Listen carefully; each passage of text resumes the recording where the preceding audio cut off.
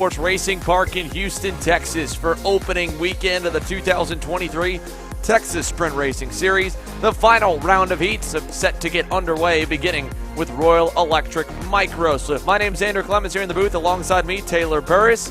Following a day of action that saw no red flags, but a lot of hard racing. We're expecting much of the same as Desperation Hour kicks in here for heat number 3, Taylor. Yes, certainly is, and this is going to be a whole lot different scenario than what we saw yesterday. Clear skies, sunny conditions, warm temperatures. Today, not the same. It's a lot more cooler conditions, a lot more grip out there on the track with these tires, and with the possibility of rain, a lot of different strategies that could possibly come into play as we progress through the day.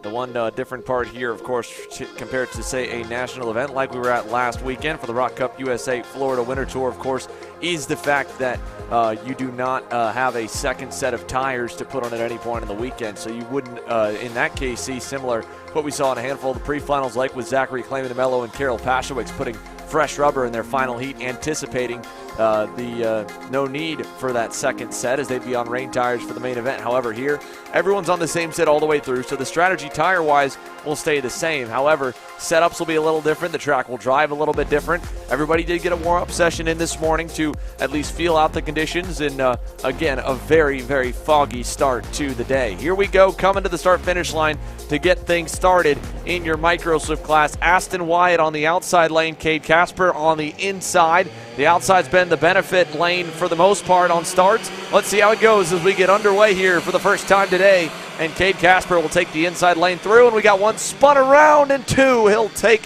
one more on with him. That was the 80 of Liam Nakawati, and I think it may have collected the Kart Republic of Luke Cooper, but I'm not 100% sure. Down the backstretch here, Aston Wyatt going to challenge for second into turn number 6. He'll take that spot away from Tanner Barsh in the 51, and they'll head over to turn number 7. Great battling between your top four as here comes Colton Schniegenberg to the inside. He'll get around Tanner Barsh for third position as they snake their way through the S's of turn 8 through 9, approaching over to the hairpin of turn number 11. Down to the inside, we'll see the 21 machine of Aston Wyatt try to find the opening. Can't do it this time around as they make down their way to the short chute of turn 13. So it's a little bit of a gap for the top two. Aston Wyatt right there on Cade Casper, but as mentioned, the top four have gotten away. They've been the main four up at the front of the field for a good portion of this weekend so far as lap number 1 gets completed and the timer continues to tick on down. It's 7 minutes still, plus 2 laps for the heat races, then 14 minutes plus 2 laps for the main events later this afternoon. Many of you in the live stream chat already have made sure that you're a KC Premium member to be able to watch those main events. Well, again, that is the only way you'll be able to watch them live. Go to youtube.com/kartchaser/join. Into turn number 6 here this time. Aston Wyatt down the inside and clear on Cade Casper. So we've got a new leader here in heat number 3 for Micro Swift. Aston Wyatt and that Alan Rudolph Racing Academy Bureau Art gets by the TKS GFC machine of Cade Casper, and he'll lead them to the infield hairpin here. But Aston Wyatt, like many in the Micro Swift class, pulling double duty in 206 Cadet, so he got double seat time here this morning to feel the conditions out and try to get himself comfortable on that Bureau Art machine and find a little more speed. Again, you can learn a lot, especially in the Micro and the Mini Swift to the 206 Cadet, because same tire and relatively similar lap times and speed across the line, with the first lap at full speed there at a 62.15. So a little slower than yesterday. And you can see it with all 4 drivers getting a little bit sideways in some of the higher speed sections and most of them were pretty wide in that infield hairpin as well. So not a lot of grip down. It's a much colder start to the day. No sun beating down on the racetrack, so just the fog in general. Look at that, Cade Casper, everyone wide in turn number 6, and we know that potentially wet weather in the forecast for later on in the day. We don't know when it'll come, but it looks like it may already be a little bit slick out there as they go through turns 8 and 9. Well, with the fog and the humidity levels really high right now, it's settling a little bit on the track as well, so it's going to cause some issues with handling as well as slick conditions on these slick tires. It's going to be very difficult for the handling, especially in those high-speed corners. Here's a look at the second group right now, led by Kimo Ahmad with Marcelo Flores in tow. Ahmad on the Iron Rock Motorsports livery, then Marcelo Flores, then you've got Andrew Anastasio and Dutch Westbrook all in this little 4-car train, and everyone's still, again, just struggling for front turn to try and at least get down to the center apex of the corner. We're approaching the halfway marker here, and the gap already has opened up by about 3 to 4 seconds from the leading quartet to this group of 4 as they slide wide through turns 4 and 5 and rocket down the back straightaway once again. The first of 11 classes on the racetrack now. Again, Royal Electric Micro Swift. You can see the ticker at the bottom of your screen for the overall class lineup, as well as on the Texas Sprint Racing Series official website to find when your favorite driver will be hitting the racetrack here today, or your favorite division. It starts with the Micro Swift 206 Heavy currently on deck. Then you have the Honda Kid Karts through Mini Swift to 206 Senior, and the rest of the 11 total classes here on the ticket for today. But this is Kimo Ahmad on your screen back in that 5th position. Again, Marcelo Flores back in 6th. Anastasio and Westbrook 7th and 8th. Liam Nakawati from that spin rebounded back to 9th. Pasha Ali back in 10th with potentially some issues for the number 42. And Luke Cooper was the driver that got tagged around in the 69. He did get, I believe, back going, but tremendously further back from the pack and may have pulled in that time by as well. So the 69, problems for him. Up front, though, no problems for Aston Wyatt. That lead still is pretty healthy over Cade Casper and Colton Schniegenberg. Here for 5th, Kimo Ahmad has Marcelo Flores still relatively close to him, and that's the closest fight you've got on the racetrack. It's about a half second or so gap through the field, and yellow flags in the air. I think we do have maybe a little bit of rain starting to come down as the track is definitely slicking out. There's 2 more cars collected over in turn number 6. Kimo Ahmad is out. Marcelo Flores is out. So if the rain is starting to hit just a little bit, it's slicking this racetrack off, and you're going to see everybody struggling for grip right now. Aston Wyatt, he's the first one through the wall, essentially. Everyone's going to judge based off where he goes, and that's the toughest part to be, to try and be the one just feeling it out by the seat of your pants of where to go and where to drive and when to brake.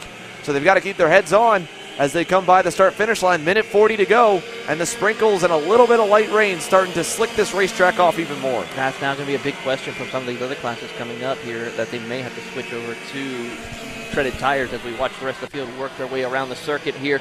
But for Aston Wyatt, there's the 69 machine of Luke Cooper out there on the track. His day is going to be done here in heat race number 3. But meanwhile, back at the front of the field, Wyatt, Casper, Schniegenberg, Tanner Barsh, your top 4.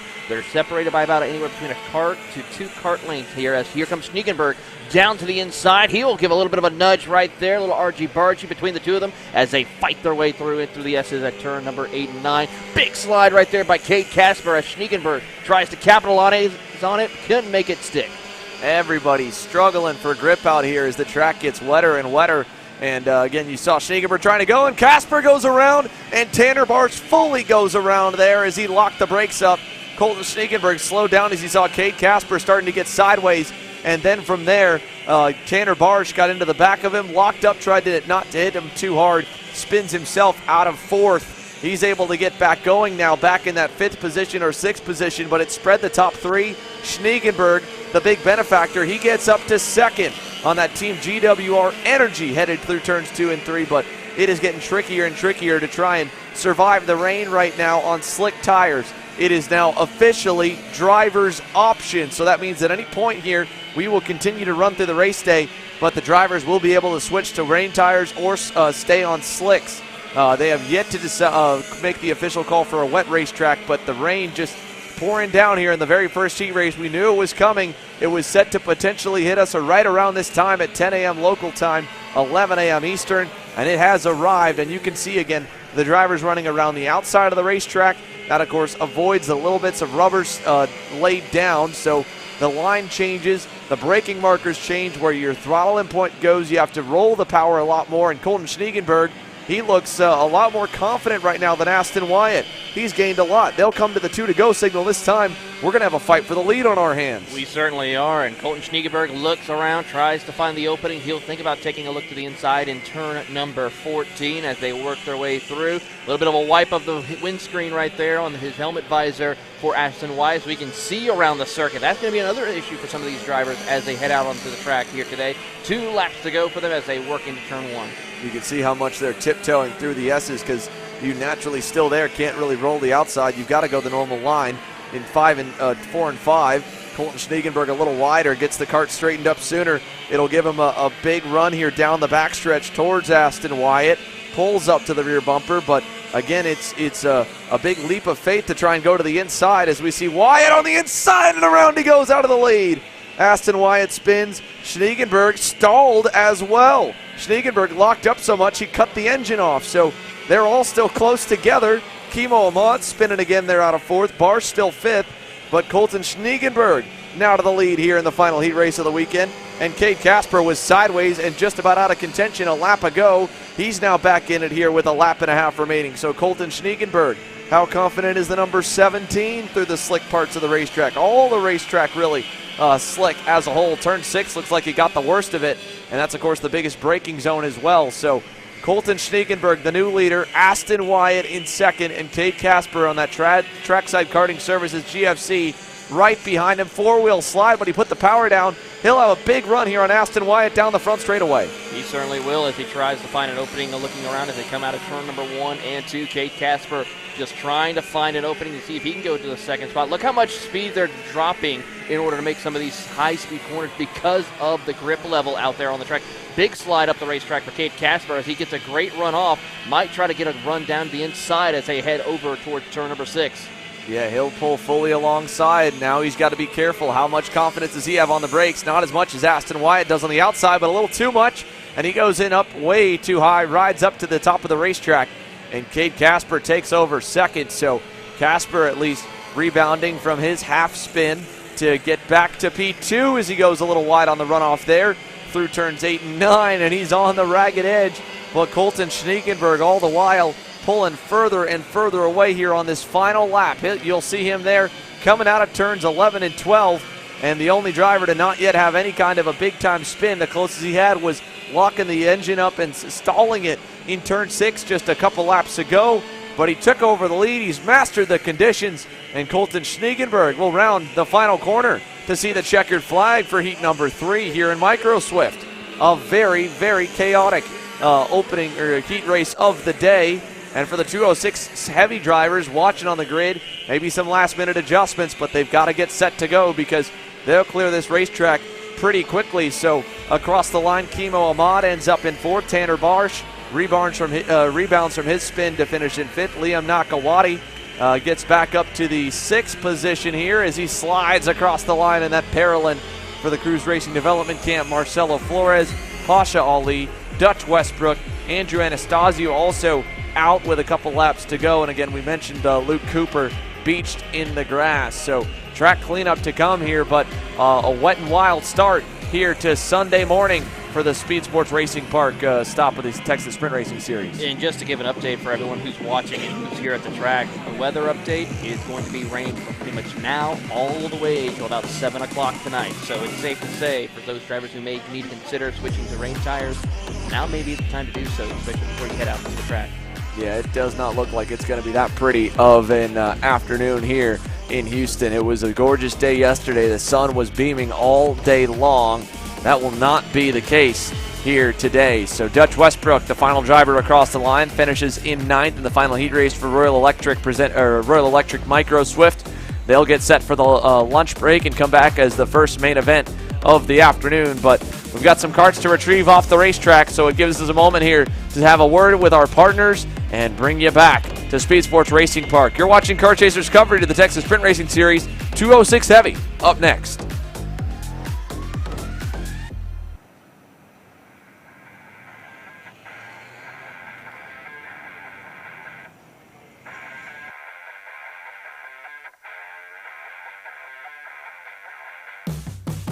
Welcome to Rimrock Raceway, the premier karting facility and motorsport-themed venue in West Texas. While you're at the track, be sure to stop into Victory Lane and enjoy our full-service bar and event center. We have live music and entertainment weekly, along with Texas's fastest go-karts available to the public. Located on West Highway 80 in Odessa, get your adrenaline pumping at Rimrock Raceway and live life full throttle.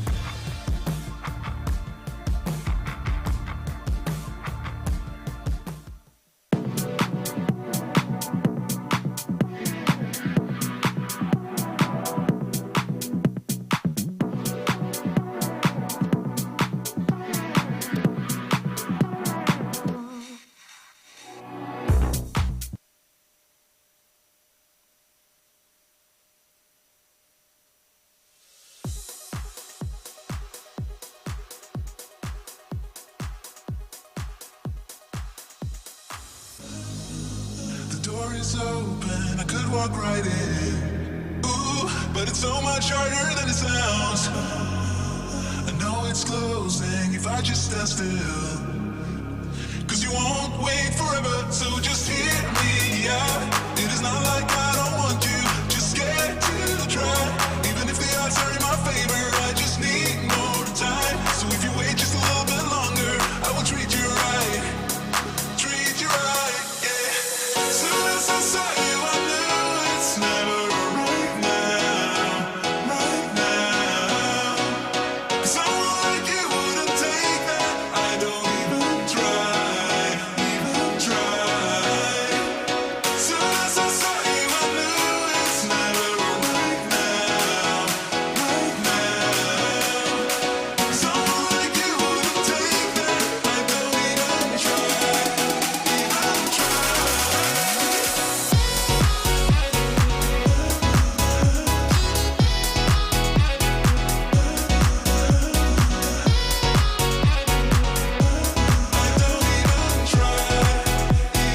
try.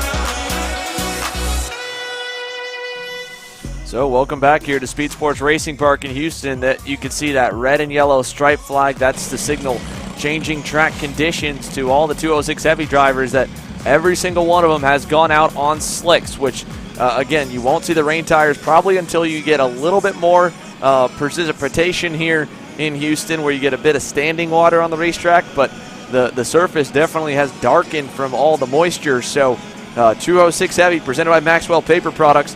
Noah Murphy will start on the pole. Alongside him, Heat 2 winner Jorge Ruiz. And Murphy, a snapped kingpin bolt, took him out of contention in Heat number 2 yesterday, so he's already got a blemish on his heat race points thus far. He'll be looking to try and at least get maximum points through Heat number 3 and salvage a top 5 starting spot for the main event this afternoon. For Ruiz, just a top 2, top 3 spot should put him healthily onto the pole. Michaela Bradley up and down through the opening couple of heat races, but a good qualifying effort as Michaela starting 3rd here for the final heat on the weekend. Then it'll be Nick Miller to the outside of row number 2 in 4th, Max Martinez and Christopher Ramke in 5th and 6th, Kyle Hale, Steve Moore 7th and 8th, and on your screen there letting him by is that 575 OTK of Ross Smith.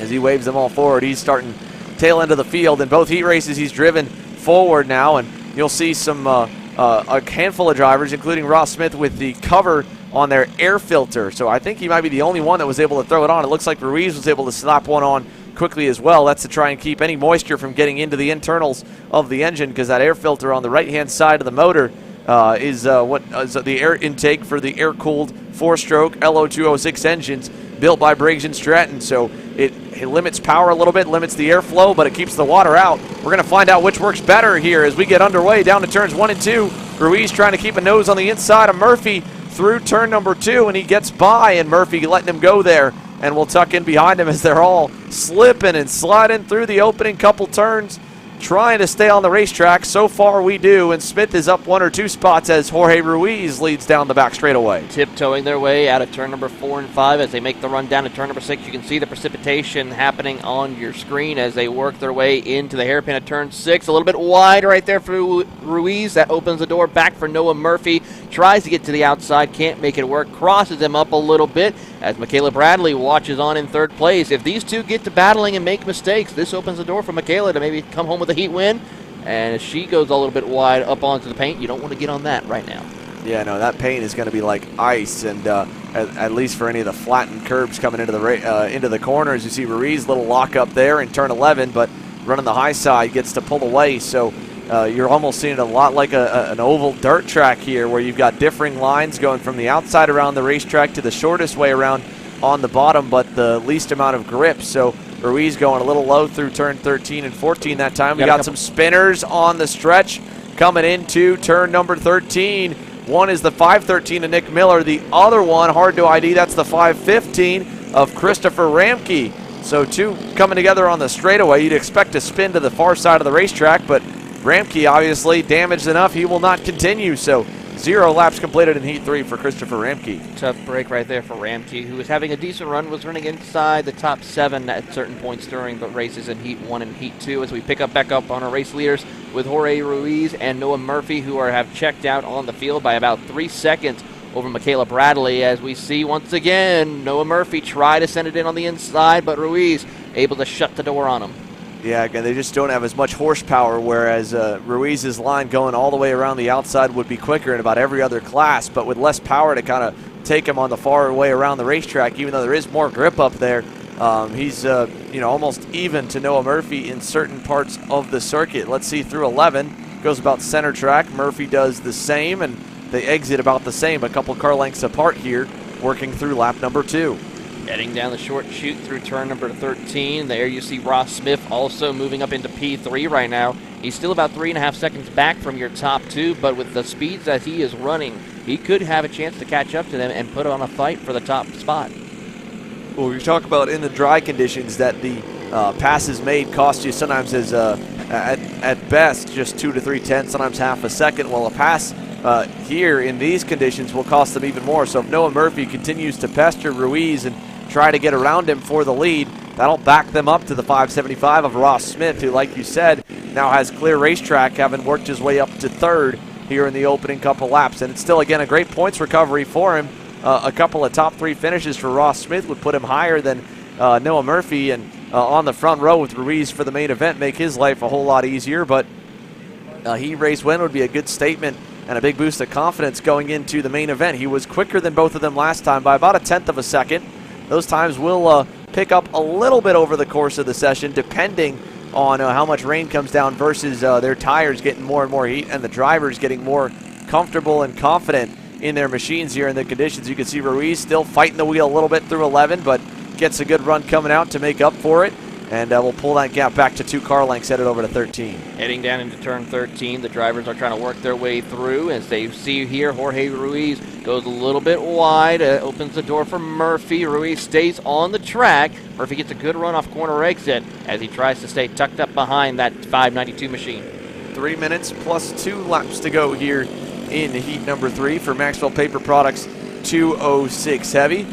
Ross Smith that time by another 1/10 of a second better, just a little bit quicker than the 2 leaders, not by much though. So the gap really not coming down with a 3.9 second margin. There is the best previous lap time there. They've all picked up about a second a lap or so as they've gotten more comfortable with the conditions as a whole, and it looks like the rain is lightened up just a little bit, but it's still definitely damp here on the racetrack as they come out of turn number 7 now. Murphy on the inside, Ruiz to the outside again, just trying different things for Noah to see if something will stick there. He's also starting to use a little more of that inside curbing here in turn number 9, and that's giving him a big run. He's almost able to get alongside Ruiz as they run over to turn number 10. Really big run right there, but could not close the deal on him as they enter into turn 11. Murphy trying to take the inside lane, trying to see if he can cross over around Jorge Ruiz, but not going to work this time. He'll now set himself up for the run down the short chute, heading off into turn 13. Murphy taking a little bit of a different line. Let's see how it happens as they head into turn 14. You see Ruiz going right up against the outside lane. Murphy still stuck to the middle to bottom lane, and Ruiz is just able to dirt track it around this track. He pretty much was just running that outside lane, keeping the momentum up on his side as he goes purple with a 118.99. Again, that's going to be the case here for every other higher horsepower class. It's just really going to be in these lower horsepower classes, I think, where it's going to be a little more even from the outside to the inside here. When we get, let's say, to the KA Seniors, KA Juniors, and KA Masters, that outside lane, if the conditions are the same as how they are, will be absolutely the preferred place to be. And It's still a little bit quicker for Jorge over Noah. That time through 4 and 5 was a lot better, so the conditions might be getting a little bit worse, which again will just push them back to the outside. So I thought we were getting a little better. Looking by Noah Murphy with a 4-wheel slide through turn 7. I think we're getting even more slick. So how long he keeps trying to do his alternate driving line compared to Jorge's, I'm not sure, but it's costing him time now. Every time Jorge goes to the outside, he gets a better launch off the corner with more grip around there versus Murphy, who finally spins out there in second. And there goes Ross Smith to take advantage, and the 575 gets another spot, and Noah Murphy drops down to third. So problems for him for the second heat race in the row, a mechanical issue in heat number 2, and now an unforced error for Noah Murphy here in heat 3 as we see Ross Smith big lock up there in turn 14. Really trying to hold on to that steering wheel in order to make it through that corner of turn number 14, but for the driver of Jorge Ruiz, he goes purple, a 1:17.8, so he's starting to feel a little bit more comfortable right now in that number 592 Tony Kart. It's just kind of tiptoeing, and then every lap seeing if you can brake a little bit deeper, carry a little more roll speed, or get on the power a little bit sooner.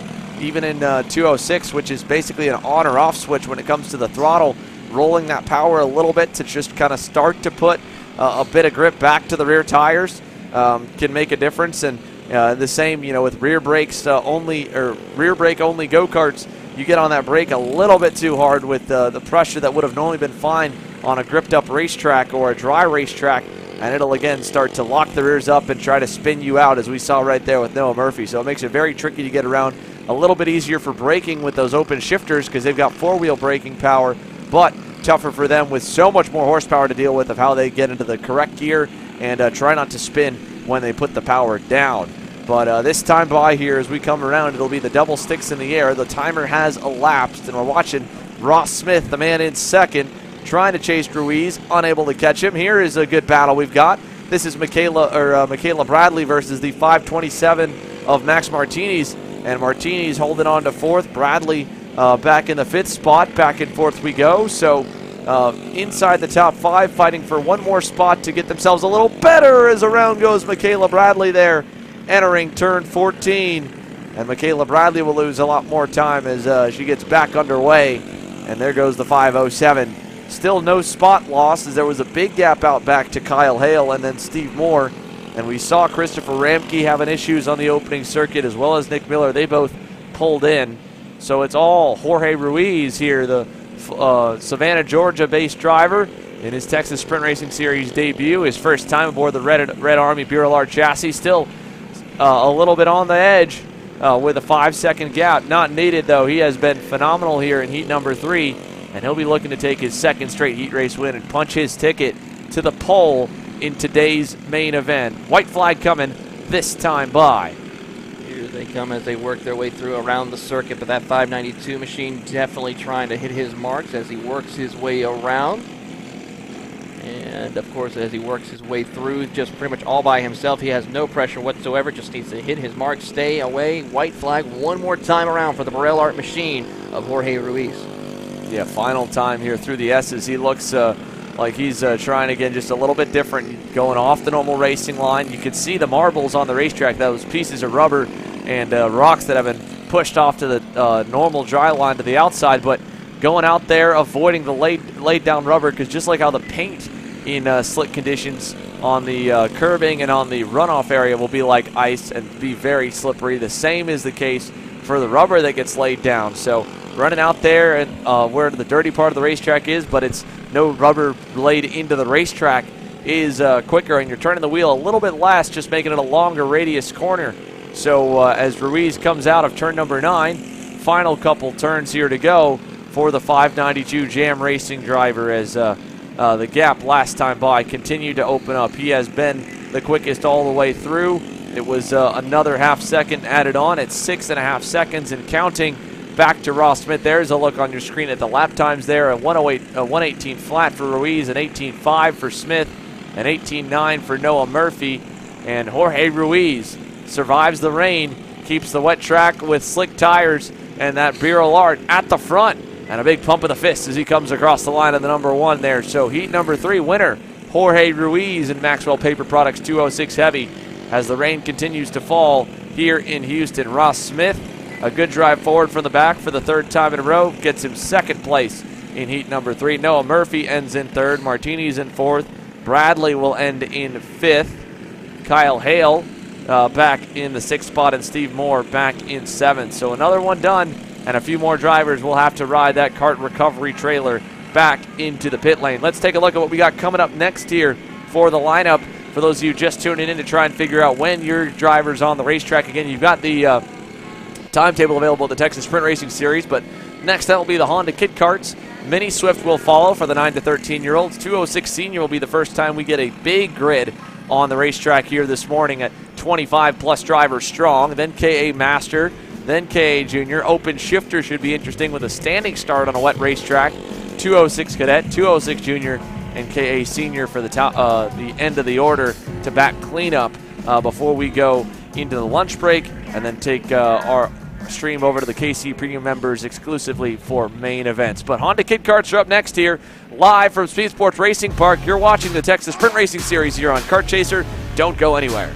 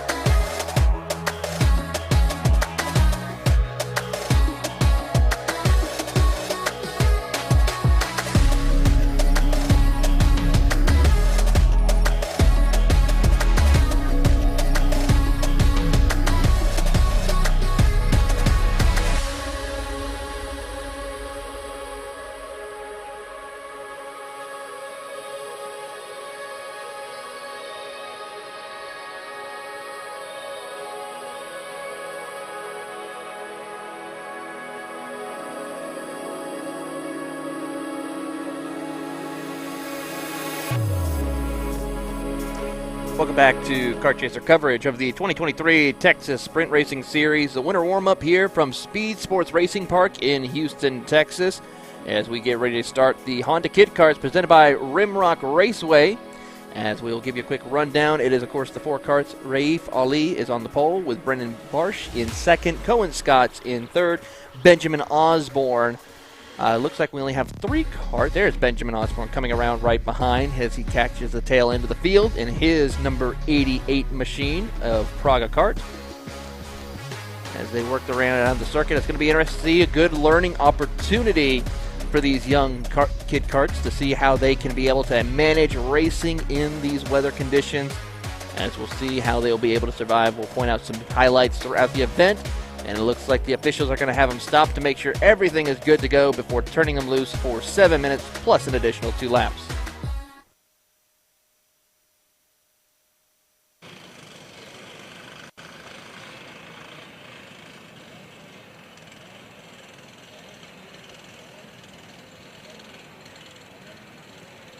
And as you look right there on your screen at the number 88 of Benjamin Osborne, he has decided to go with rain weather tires on there, so he will go with the treaded tires in order to make sure, as he looks like he might have stalled the engine a little bit. Tries to get it refired, and we'll catch up to the tail end of the field and continue on with racing. But good opportunity for these kids to learn a little bit about racing and with these weather conditions once again. Do a little bit of a slider right there. We're all good. The officials give the thumbs up, make sure they're good to go, and they will send them on their way.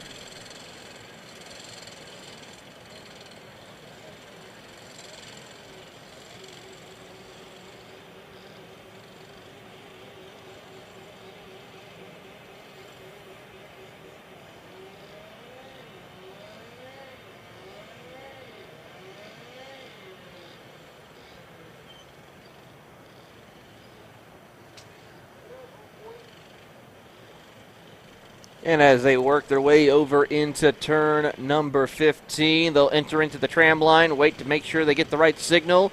As they wait and come across the line, will we get a green start? Yes, we will. We're racing here with the Honda Kit Karts presented by Rimrock Raceway, and Raif Ali will go ahead and pull ahead once again. He's been the dominant driver all weekend long. Can he keep it on the track, though, in these treacherous conditions for these Kit Karts as they work their way around the circuit? Meanwhile, a little bit of a battle for second place about to be brewing between Cohen Scott, who has moved up to P2.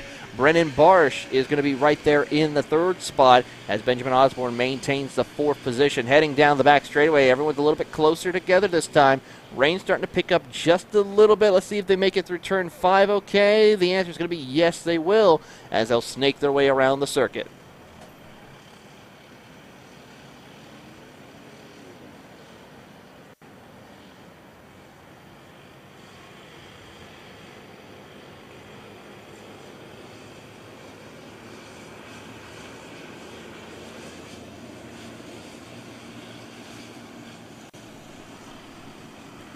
As they work their way through, big slide right there for the number 26 machine of Cohen Scott, and continuing on their way down the back short chute over towards turn number 14.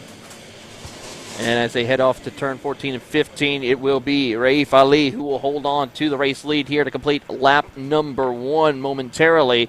But for Cohen Scott, first time inside the top 2 for the first time, as he will do battle for that second position with Brennan Barsh. And as they come across the line to put lap 1 up on the board, it is Ali, Scott, Barsh, and Osborne, your top 4, as they work their way over towards turn 4.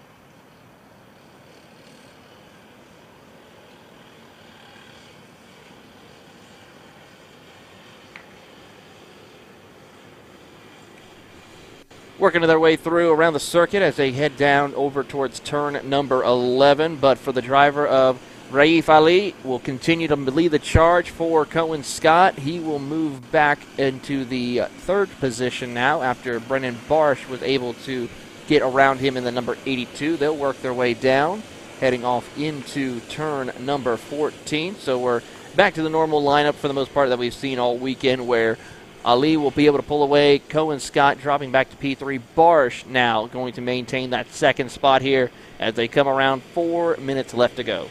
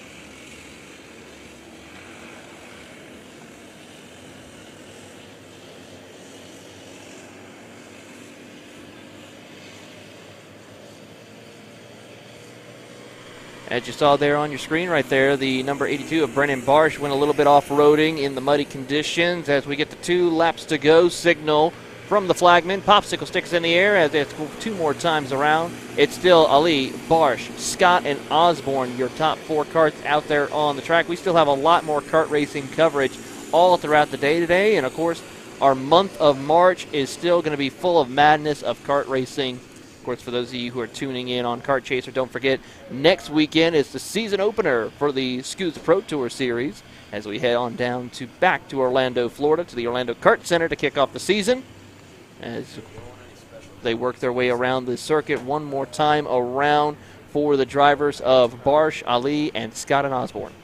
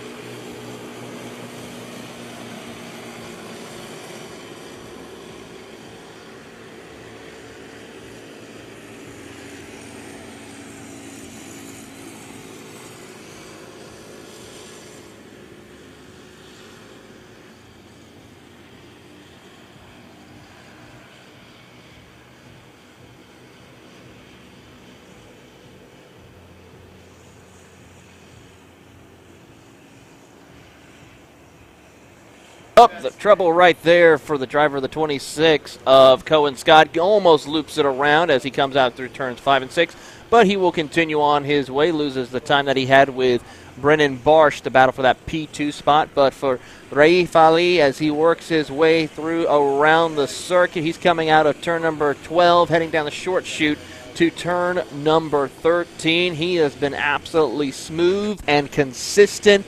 Definitely the favorite this year to see what he can do in the kit car classes. He goes a little bit wide right there, but gathers it back up as he works his way down across the start-finish line. Checkered flag in the air for Raif Ali as he will take home the win in heat race number 3. Sweeps all the heat races in the Honda Kit Kart class, presented by Rimrock Raceway. Still a lot more racing coverage here to go. Let's take a look at the schedule of what's to come here on Kart Chaser for the Texas Sprint Racing Series here in a dreary and rainy day here in Houston. As next up on the docket is going to be the Mini Swift category. We'll see who decides to stay on slicks, who decides to stay on wet weather tires. Find out next as we come back with more coverage on Kart Chaser.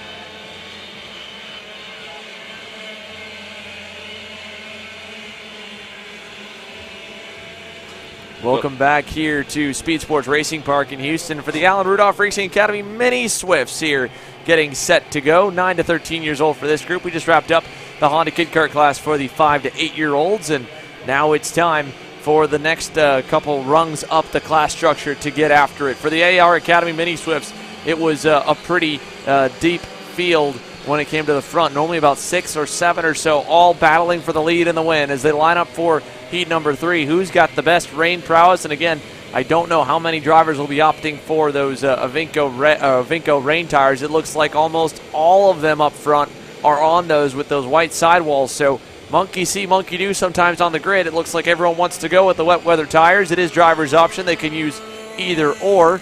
But I think everyone all on the wet weather tires here for this one, which again, just a little bit of light rain, keeping the track damp. No standing water from what we can see, but it is a very slick surface. Sawyer Chambers in that all-white Alonzo kart will lead the field to the green. Pato Medina will join him on row number 1. Mason and Barry and Carson Barry make up row number 2. Tyrone Kemper Jr. and Tucker Trabe on row 3. Bobby Klein and Paxton Dyson, row number 4.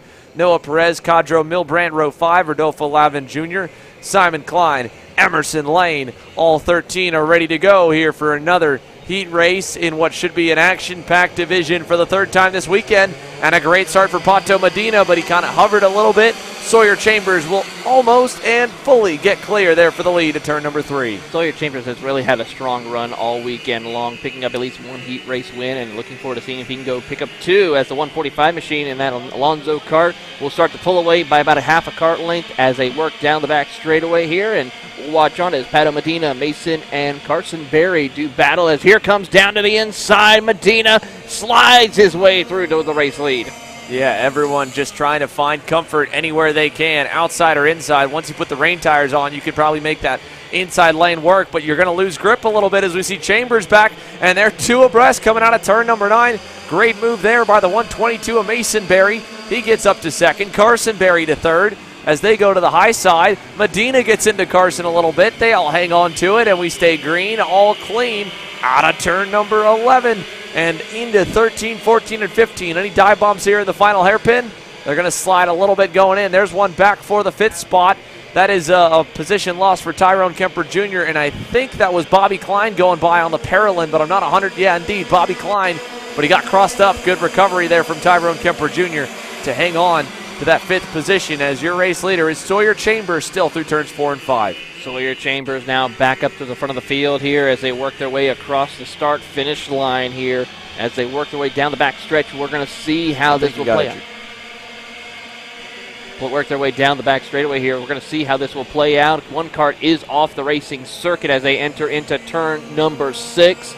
But everyone now starting to get a little contact right there between Pato Medina and the 141 machine out there on the trigger. That's Tyrone Kemper Jr. in the energy kart. So close contact as the Mason brothers look over at each other like, what in the world are we going to do, bro? We got to catch up to the rest of the field here as they try to hunt down the driver in that 145. Look at Tyrone Kemper Jr., 2 for 1. Big time dive bomb there in turn 11. He'll get by both the Berry brothers and try to pull away as Pato Medina is still trapped back there in that 5th position.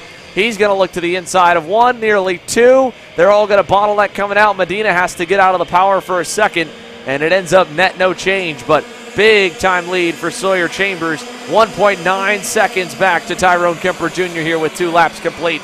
The entire field snaking their way through 3 and 4. Now out of the double right, the ending turn 5. Look at Medina still side by side with Mason Berry. Down the back straightaway, who does Bobby Klein elect to push? He'll push Pato Medina down the backstretch. Get Medina clear, get himself alongside. How much confidence does he have on the inside lane? He'll use a little bit of the curve to his advantage. He even pulls up alongside Medina as we got yellow flags. We even got one spun around. That was the comp kart of, I'm not sure who we lost over there over in that corner. Trying to get a number off that kart here as we go with 3 and 4 wide here, working their way around the circuit as they approach over towards turn 11 here. And as they work their way back over, you're going to see Pato Medina now move up to P3. The Berry brothers trying to see if they can work their way through around some of this traffic. Bobby Klein kind of slots in between them there. Right at the back of the pairing is, I believe, Emerson Lane, who's up a handful of spots already. Here's Klein going again. Oh, a little contact as he kind of gets through, and the more spins further back. as everyone just jostles for position down the front straightaway and spreads apart. Sawyer Chambers still the quickest driver so far in that Trackside Karting Services Alonzo Kart. Tyrone Kemper Jr. on the TEK2 Racing Energy in second. Pato Medina still third. Bobby Klein up to fourth on the Parolin. Mason Berry fifth. Carson Berry sixth. Emerson Lane seventh as we spread them apart down to turn number 6. That cart that spun over here in turn number 5. As another cart goes around, that Pato is Medina. And the 144 goes for a ride. Paxton Dyson locks him up, seeing the spin up ahead. And indeed, the driver that went around there, Noah Perez, we believe, in the 124.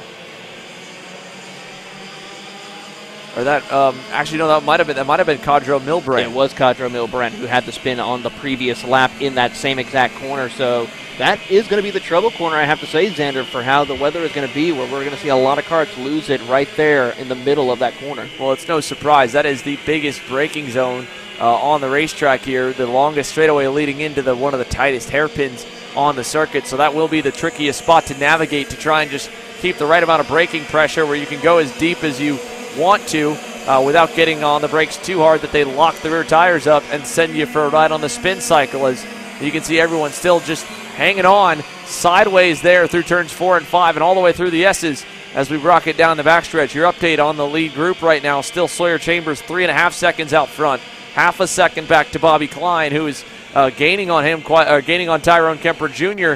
quite a bit for second, and the Berry brothers trade positions again, this time for fourth, as Carson Berry gets around Mason for that spot. And just behind him again, Emerson Lane looking on, Tucker Tribe looking on as well.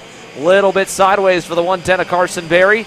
Mason Berry back alongside him, and up here for second, Bobby Klein has reeled in and caught Tyrone Kemper Jr. So some battles all around beyond the lead as Sawyer Chambers continues to reset the fastest lap of the session with some killer lap times. That time, 2 to 3 tenths better than anyone else on the racetrack. The second best, though, Bobby Klein in third. How about Bobby Klein getting a great run out of turn number 14? Tries to get all over the back bumper of that Energy Kart as they work their way into turn number 1. But for Bobby Klein, looking to try to redeem himself, didn't have a good heat race number 1, recovered nicely in heat race 2, and now looking for a chance at a podium here in the final heat race before we go to the finals later this afternoon.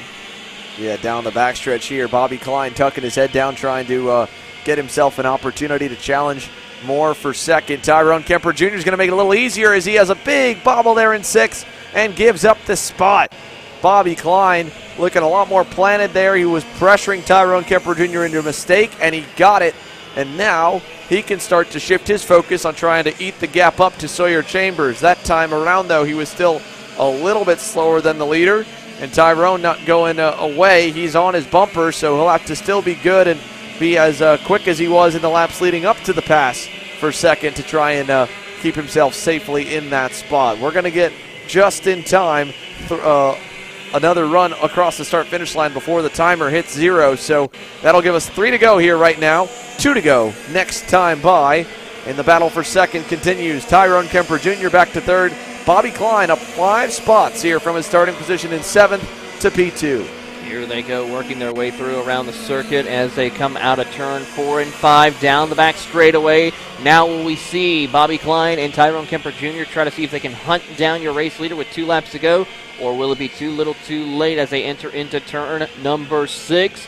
Both of them taking the inside line, but it looks like it's going to be Kemper Jr. who will try to go around the outside lane, cross him up a little bit. Not going to work as Bobby Klein does some excellent defensive driving in these conditions. Yeah, Bobby Klein hanging on nicely here. Tyrone Kemper Jr. right behind him, just kind of following in the tire tracks for now, not really making any major aggressive moves and just letting Bobby Klein show the way. It's allowing them to keep that big gap out behind them at a stationary 2 to 2 seconds to Carson Berry, Emerson Lane, and Mason Berry and Tucker Tribe all together, 4th, 5th, 6th, and 7th. Paxton Dyson's spin has him at least back going in the 8th spot still, so net neutral. Pato Medina running behind him in the 9th spot. Cadro Milbrandt still 10th. Rodolfo Lavin Jr. 11th. Noah Perez 12th. This is the first race potentially all day that we'll have seen of the 4 so far that everyone can get across the finish line for all potential laps. As we go down the back, Tyrone Kemper Jr. and Bobby Klein, they hit the best laps of the race last time by.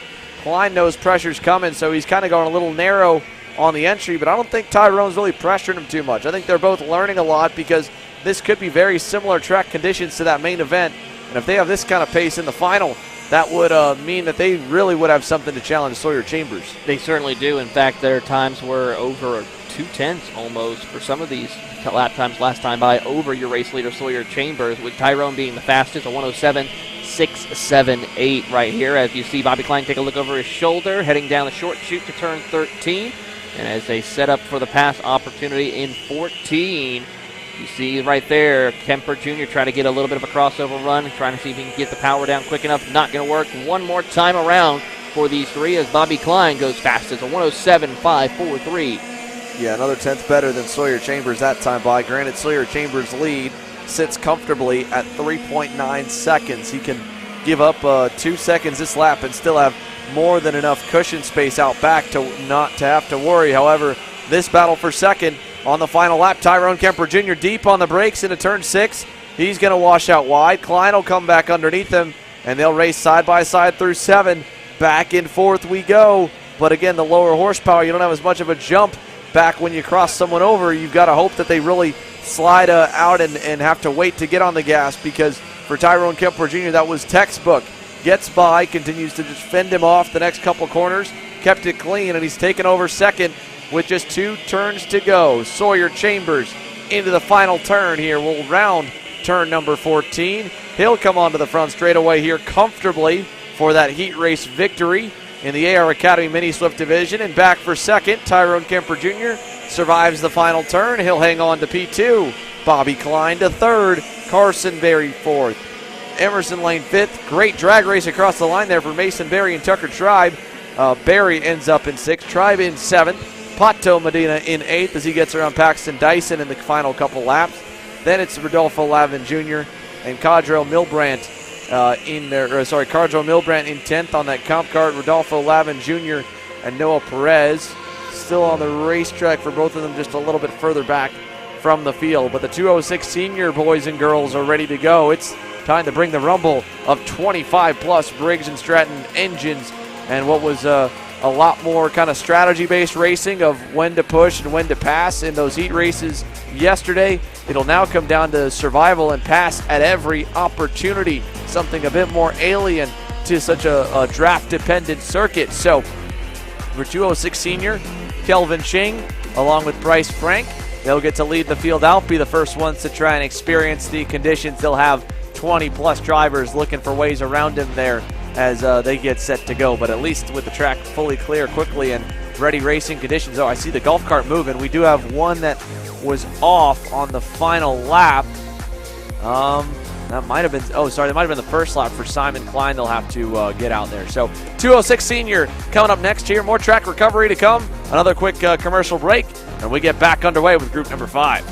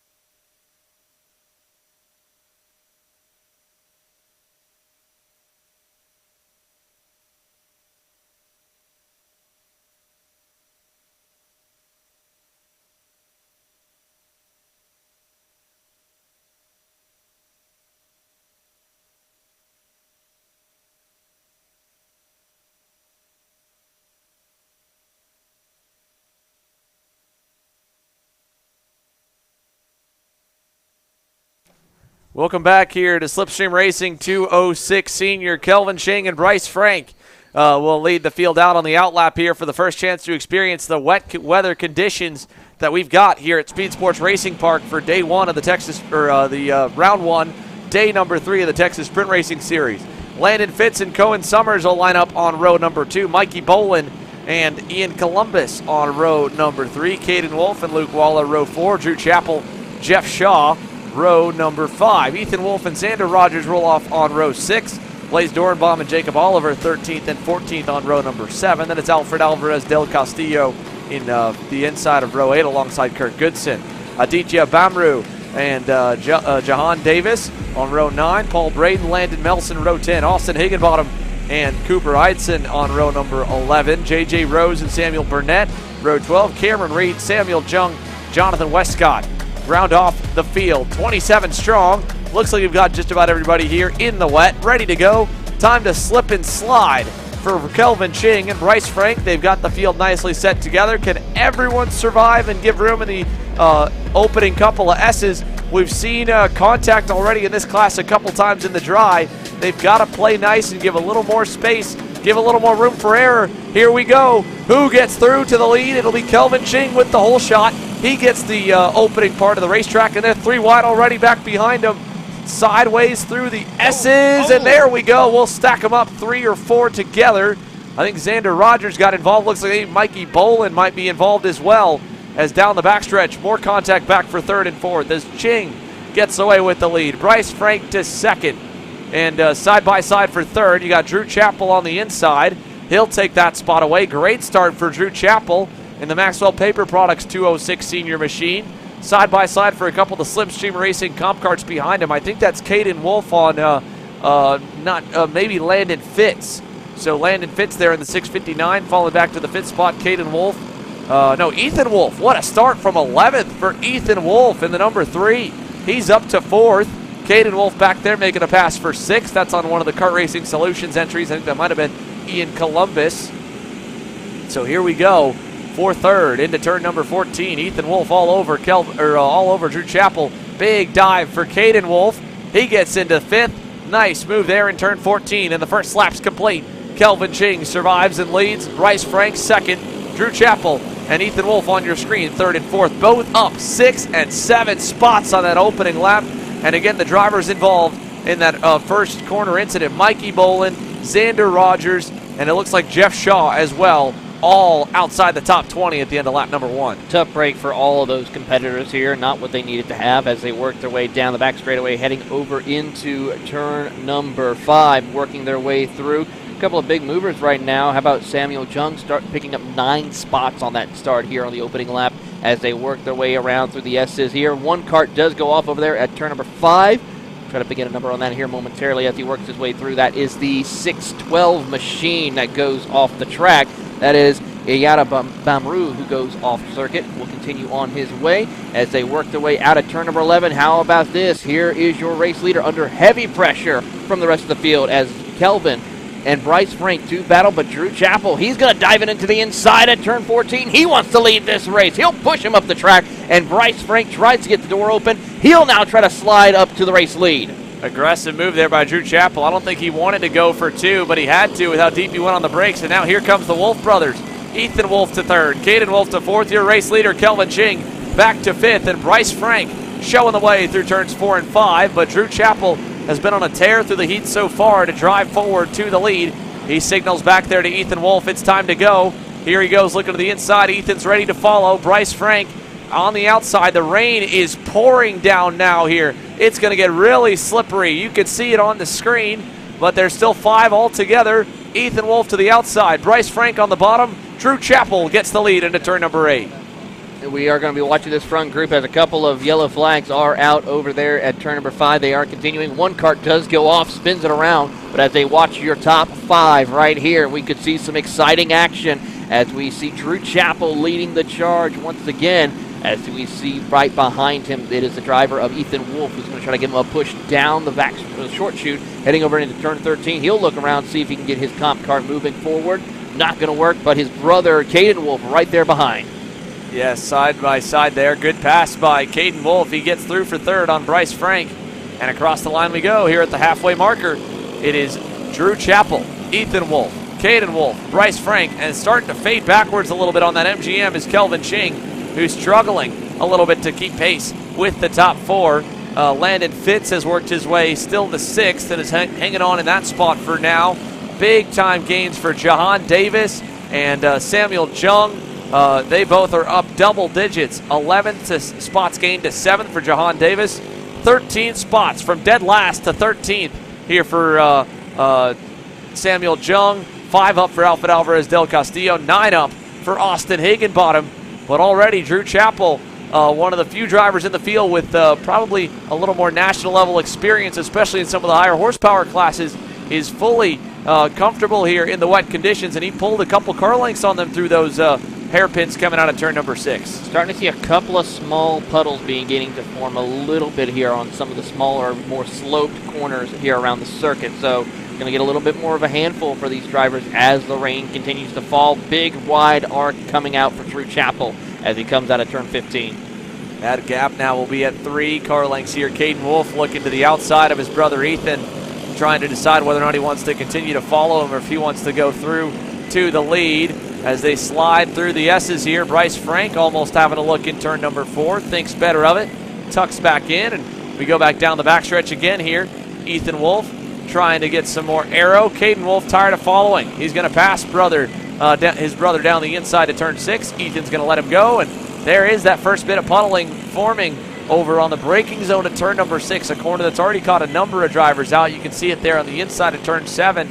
So heavy rain finally starting to hit here in Houston, and Drew Chappell mastering the conditions at the moment, pulling away now by nearly a second over this group of 4. It's really going to get dicey here for these competitors as they work their way through. Watching the 2 Wolf brothers trying to hunt down your race leader, Drew Chappell, Bryce Frank, Kelvin Ching, right in the mix as well. Your top 5 all trying to make sure they stay on the tarmac. So that's your update on your top 5. Again, Landon Fitz riding about 4 seconds away from the lead pack right now. He's in 6th. A little further back, here's that next group, edge of the top 10. Alfred Alvarez del Castillo is going to lose the 10th spot to Samuel Jung. He'll pick up another one, and there's more passing going on in the middle of it all as the 642 of Kurt Goodson, along with Samuel Jung, Blaze Dorenbaum all in there. Jung now up 17 spots to 9th. What a drive forward here for Samuel Jung. He has had a great ride all the way up through the grid, could get as high as 6th by the end, but Drew Chappell continues to lead here down the back straightaway.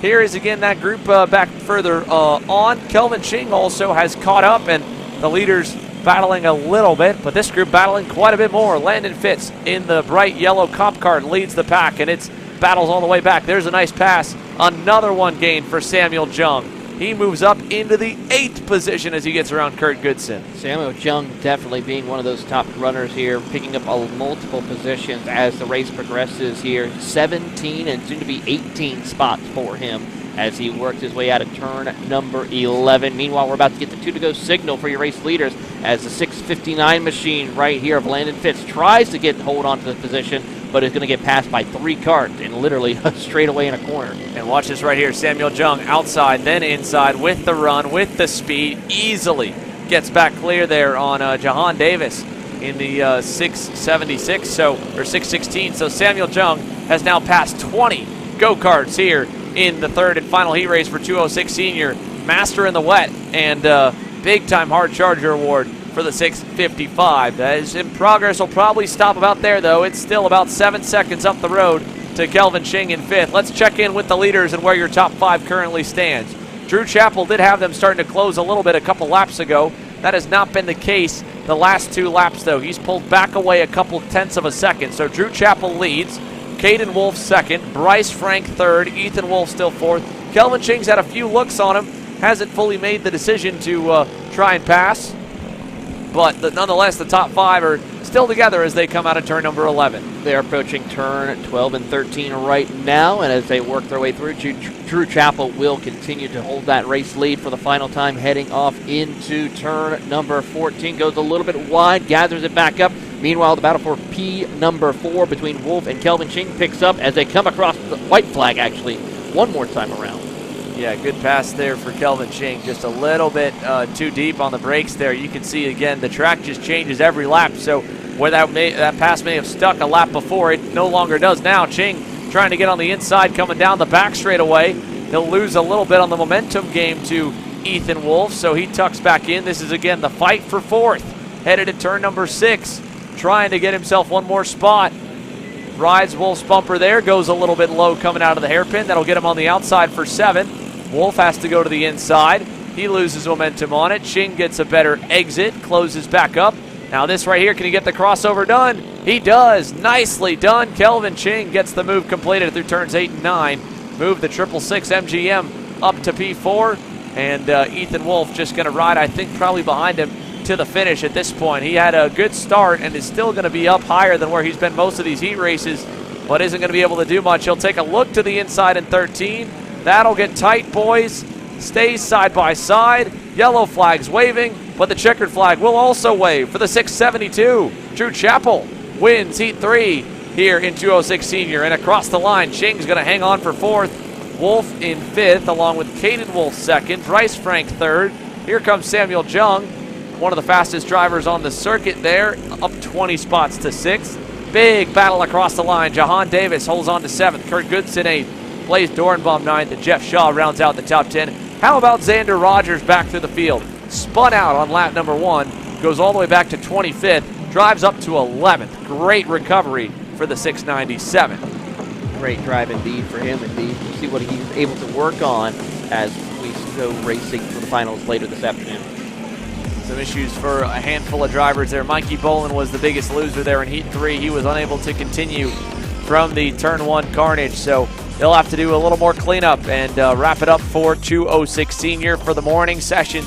KA100 Master presented by Kart Racing Solutions up on grid. Let's see how the veterans here of 30 years and older get after it, as that's again coming up right next. Then it'll be KA Junior, Open Shifter, 206 Cadet, 206 Junior, and the Exertech KA Senior class to round off the morning round of sessions here. It's wet, it's wild, and it's definitely slippery. From SpeedSportz Racing Park, you're watching Kart Chasers coverage of the Texas Sprint Racing Series.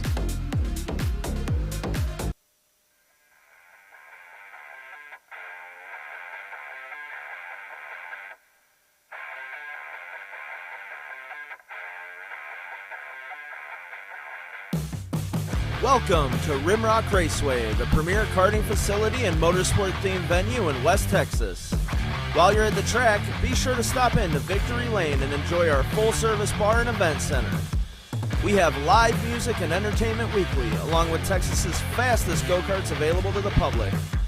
Located on West Highway 80 in Odessa, get your adrenaline pumping at Rimrock Raceway and live life full throttle.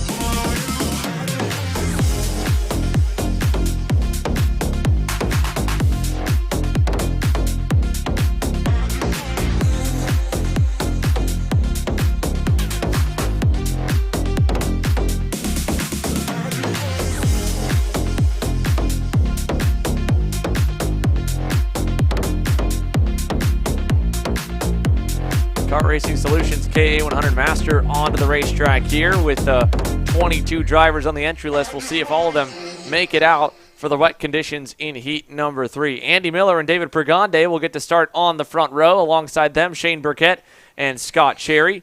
Morgan LeBaron and Miguel Mir, row number 3. Kyle Walter and Doug Foxworth, row 4. Thane Morgan, Adamar Callargo, row number 5. Kyle Uchinski and Gary Glanger make up row 6. James Lundberg, Jose Eduardo de la Garza, row 7. Tam Nguyen and Randy Russell, row 8. Chris Foote and Keithan Hutchins, row number 9. RJ Gallardo and Randall Rogers, row 10. And Kogan Wright and Anthony Harwin will make up the final row of the field. Rain tires continue. Oh, we got problems already for Andy Miller. Looks like that right rear bumper bolt has broken on the out lap for your pole sitter. The 433. I don't know if you can get a close shot. Oh, yeah, right there. You can see it. You can see the right rear part of the bumper dragging on the ground, and I'm not sure he knows it yet.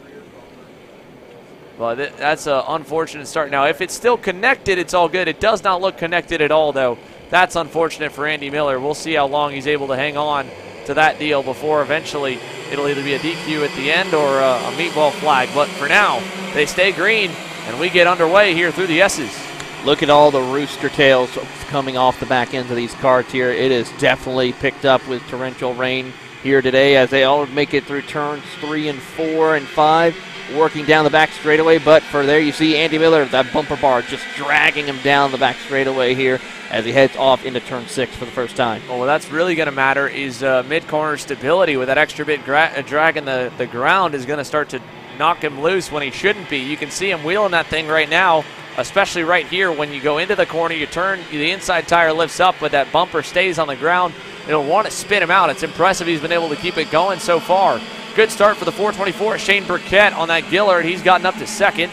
Right behind him there, I believe, is Pregande in the 3rd spot, and it's side by side behind. Great start for Miguel Mir up to 4th, and look at that. Burkett's already by for the lead. New race leader Burkett has a big slide for both Burkett and a couple of another piece of equipment came off one of the carts over there. Don't know who it was.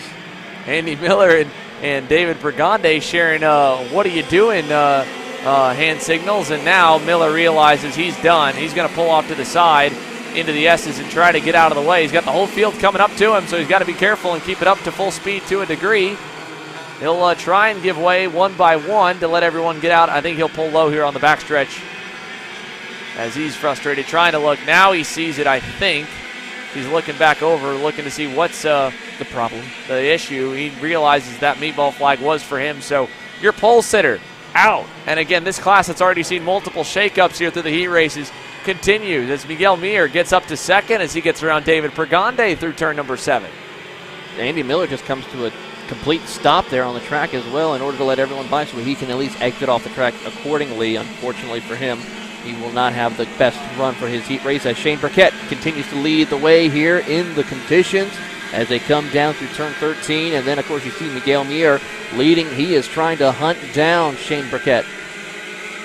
Yeah, trying to close the gap. So the LN cart, Miguel Mir, closing up there for second. Here's the midfield fight from 4th, 5th on back, it looks like. Here, a couple of the AR Academy and the I-5 Performance Tony carts of Kyle Uchinski, it looks like, right behind David Pregande, I think. Morgan LeBaron was the driver actually up in second that Miguel Mir got around, mixed him up. Apologies to the mustache man. Good start for the 415 to 3rd. Up to second initially, then back to P3. Miguel Mir was a little bit quicker than Shane Burkett last time by. Let's see the margin if he's closed up. He has, so it's Shane Burkett, Miguel Mir, Morgan LeBaron, side by side further back there. 4th is Pregande. Here's Kyle Uchinski versus Kyle Walter versus Scott Cherry. All through 5th, 6th, and 7th. And a great start for Kyle Uchinski, up 5 spots so far, or actually up 6 spots so far to the top 5 from 11th. He's definitely going to be one to watch here in this heat race as he is definitely showcasing a lot of amazing skill in these weather conditions as they work their way through. And it's now down about a half, car length and a half for your top 2 as they head over to turn 14 and 15. But watching Kyle Uchinski trying to see if he can find an opening, take a little bit of a different line to see what he can do, if he can make up some ground as they come out of turn 15. So Kyle Uchinski there in the 408, back to 6th as Kyle Walter got around him to crack the top 5. And Here's a look at the leader. Look at Miguel Mir, high, wide, and handsome around turn number 4. It'll give him a big run down the backstretch. Maybe not as big as he would have hoped, but Shane Burkett knows he's there. Couple double looks back towards the number 1 machine. So the reigning series champion calling the mail here in the rain. When does he want to pounce for the lead? Burkett goes a little bit low through 7 to protect. And now into turns 8 and 9. You can see Miguel Mir just about a half car width higher to give himself a better launch on the exit, make it easier to make a dive pass. Does it happen here? Turn 11, he's on the bumper. Looks low, thinks about it, doesn't do it, stays in line as they go through the hairpin. He could be just also going to take his time just a little bit. They have pulled out to almost a 2-second gap over Morgan LeBaron as they work their way out of turn number 13 and heading over to 14. You see Miguel taking a little bit of a higher line compared to your race leader, Shane Burkett, as they cross over to turn number 15. And take a look at the time here, but just a little over halfway left to go in the race, plus the additional 2 laps as Miguel Mir, a 1:08.228, fastest lap of the race so far. So Miguel Mir around the outside, looking for the lead. Big run on Shane Burkett. He'll keep him low and take it away. So Miguel Mir, your new leader down the backstretch as rain continues to fall, but the fog is starting to let up a little bit as we see the sun trying to poke its way through the clouds. So the rain again is anticipated to stick with us throughout the day, but to what degree is going to be really up for anyone's kind of guess at this moment. Needless to say, it's still a very wet racetrack right now, and it will be for some time. I'd imagine all the way through to the lunch break. But if we get any kind of break in the weather, a couple of sessions here in that hot Houston, Texas sun could dry this place up pretty quickly. Mir now out by 5 car lengths as they head towards the final couple hairpins. This time by the stripe, it'll be 2 minutes plus 2 laps to go. Here they come working their way through a turn 14 and 15 as they watch their way through. Get a big run right now for Miguel as he will retake the race lead here coming across the line, heading through turn 1 and 2, sets the fastest lap of the race with a 1:08.7 or 1:08.07, 9/10 faster than Shane Burkett last time by, as Morgan LeBaron is now dropping back in 3rd position. But he's got a little company coming his way with David Pregande and Kyle Walters right there in the mix. So your update on lap times here for the field, as you can see, is about 20 seconds start to finish right now. Mir's obviously the quickest. He's driven through the pack and has pulled away tremendously lap after lap, but it's pretty even from 2nd, 3rd, 4th, and 5th, all within the 10th to 2/10 on their lap times. So the reigning series champ and that Texas #1 plate holder will open the margin a little bit more this time. The good news for Shane Burkett, he's getting to learn a little bit from the difference in lines you can see Miguel's taken, and this is a great look at a very experienced and very quick race car driver in that Cruise Racing Development machine by going around to the outside in most corners, a handful of them going to the middle of the racetrack. Many kids, I'm sure, having the stream on here as they get set for their sessions. We're halfway in and halfway to go through this round of heats, and still with main events to come on what should still be a pretty wet racetrack. You can learn quite a bit right now from the way that the #1 car is taking every corner, especially through turn number 5. I haven't seen anyone go that wide entering turn number 4 in that double apex to set up for the long back straightaway more than Miguel Mir has so far here this morning. And through turn 6, again, just around the outside, keeping that wheel a little bit more straight than the rest of the pack, and it allows them to kind of carry some more speed, whereas when you're rotating with it, you're not producing that power. So through turns 8 and 9 right here, and then interesting to see again, Shane Burkett a little bit lower, a little bit slower, and a little more sideways on the exit of the corner where he's trying to put the power down to pull back closer to Miguel Mir. But it's 6 to 7/10 a lap. That time a 1:08.14 for Miguel Mir, a 1:08.88 for Shane Burkett. Morgan LeBaron was another second slower, and if he doesn't pick up the pace here soon, he'll have David Pregande and Kyle Walters starting to bear down on him for 3rd. Watching those guys work their way through, of course, we talked on Miguel Mir being one of your biggest movers so far, along with Kyle Uchensky moving up 5 spots as well. But how about Kogan Wright picking up 10 spots after starting in 21st position? He is just now about to crack into the top 10 for the first time here today as he works his way around the circuit. We have just received a 2-to-go signal, and we will see who is able to do anything if Shane Burkett can try and hunt down Miguel Mir here with these 2 laps to go. Looking like that's not going to be the case. Miguel works his way out through turn number 5 and 6 as he snakes his way through, heading over towards turn number 9. Yeah, Shane Burkett here on your screen on that 424 Gillard. Started third, got to the lead, led a couple laps before the series champ Miguel Mir passed him on by. And with Mir having that bad opening heat race here, Shane Burkett could be the driver we see on the pole for the main event this afternoon, because he's had some pretty solid runs through all 3 heats thus far. And it's just about consistency to get yourself both a good starting spot for the main and consistency over the course of the season to score the most points and become a champion and try to take that title off of Miguel Mir. Across the line this time, white flag will wave. 1 lap to go here for the field. 3 seconds now for Miguel Mir's lead back to Shane Burkett. It's heating up for 3rd, 4th, and 5th, though. Morgan LeBaron, David Pergande, Kyle Walther, all within a second and a half. So they're going to tighten up maybe just enough to battle on the final lap. We'll see if that ends up surmounting to anything. At the moment, though, everyone's pretty evenly spaced beyond that. And, of course, a big space out back and no one out in front for Miguel Mir as he rounds turn 7. Just trying to hit his marks for the most part, not really having any pressure whatsoever. Goes over a little bit of paint right there briefly, but continues on his way in that number 1 Lando Norris kart as he works his way into the braking zone of turn number 11. There you see the rooster tails coming off the back end of that number 1 kart as he works down the short chute towards 13 for the final time here in heat racing action. And he'll have to look to try and do it all over again for the finale later today. Miguel Mir masters the wet nicely in heat number 3, and he'll take another heat race win here at the Texas Sprint Racing Series in KA Master. Burkett second. Here's that battle we were mentioning off screen that was starting to maybe heat up at the line. Nothing changes, though. Pergande 4th, Walther 5th, Uchinsky 6th, Scott Cherry in 7th. Here's the rest of the pack coming on through to finish off your top 10. Doug Foxworth on that Slipstream Racing Comp Kart ends in 8th. Gary Glanger in 9th. Kogan Wright up 11 spots from dead last to 10th with a good drive forward for the 407. So that's your top 10 here as the field comes across the line for the KRS KA100 Master Division. They'll park them, make a few adjustments, learn a little bit from where they can for the main event later on this afternoon, and get set for one more time to hit the racetrack in a couple of hours. Meanwhile, KA Junior has been an all-out brawl from the start of this weekend. They're coming your way next here from Houston.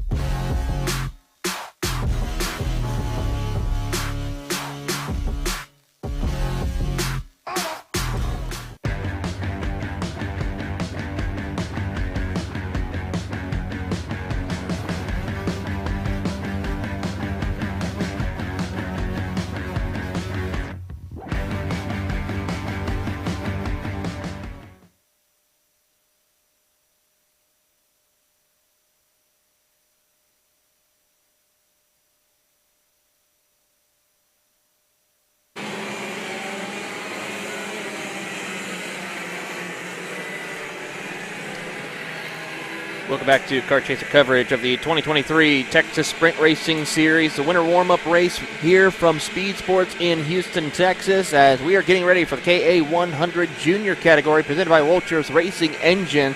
And at the front of the field, it will be Landon Skinner who will take them to the green flag. Diego Guillo will be starting second with Justin Music in third. Graham Trammell will be starting in fourth with Tyler Roberts in fifth position.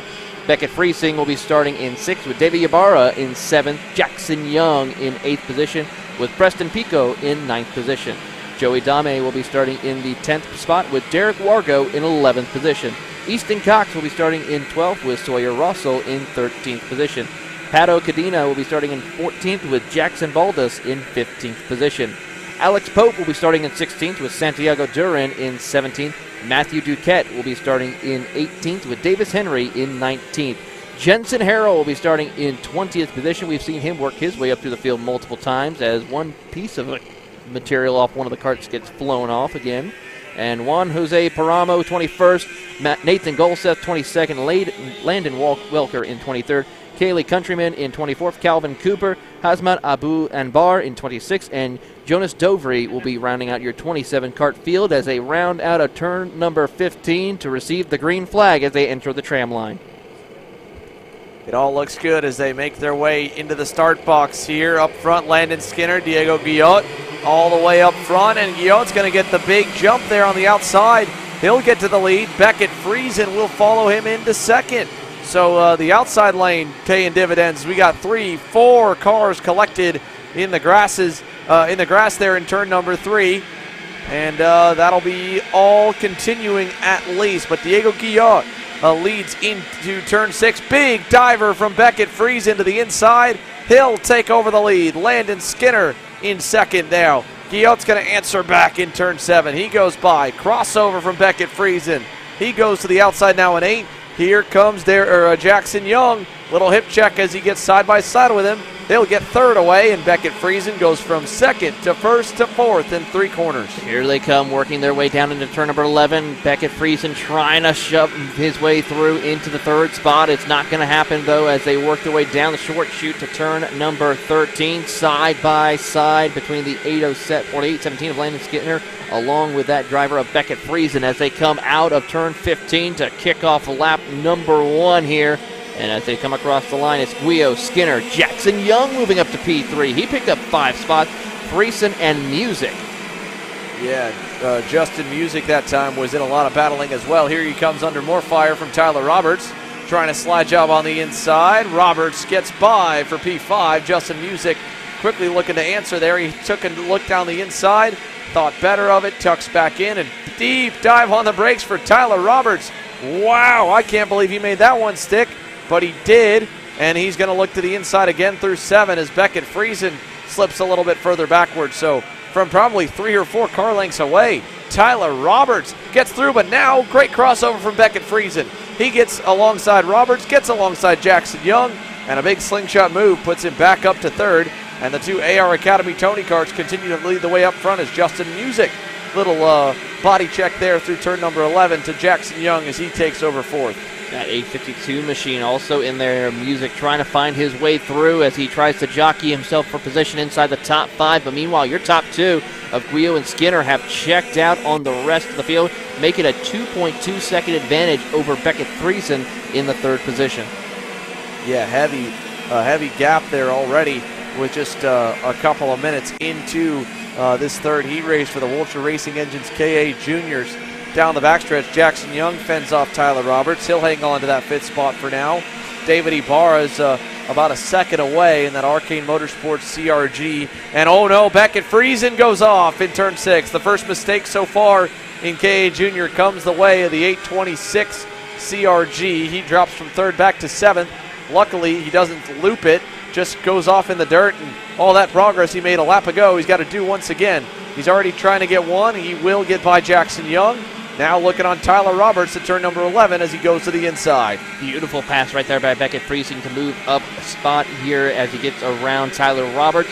Now tries to set his sights up a little further up the road inside the top 5 as here comes Roberts back on him as they work back into turn 14. A little bit of a budge right there as they work their way off corner exit.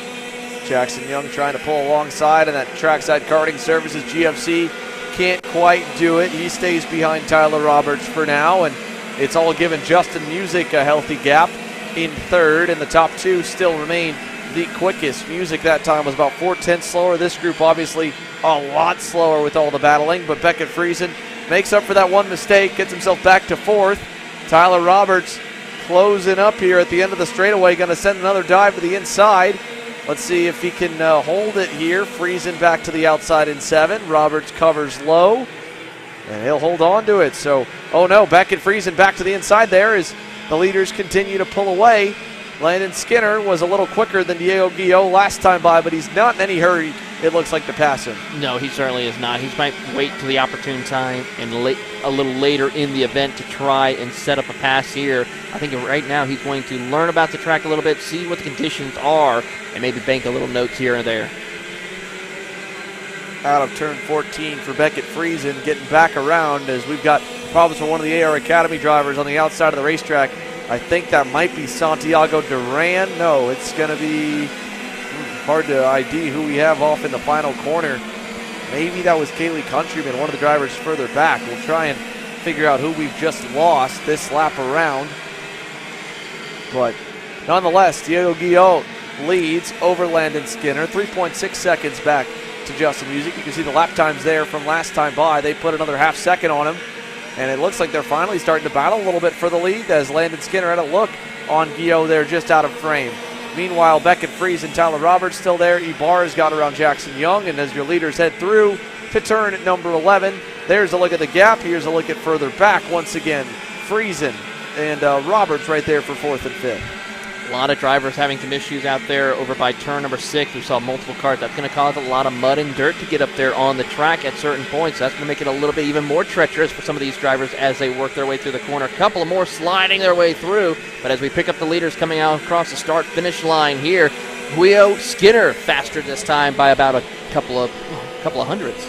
Tyler Roberts will not go away. He continues to be a nuisance really to Beckett Friesen, trying to add some more challenge and pressure to him as a mistake for the first time. Diego Guillot drops a tire out of turn number 5, goes a little bit too wide, and Landon Skinner gets through to the lead.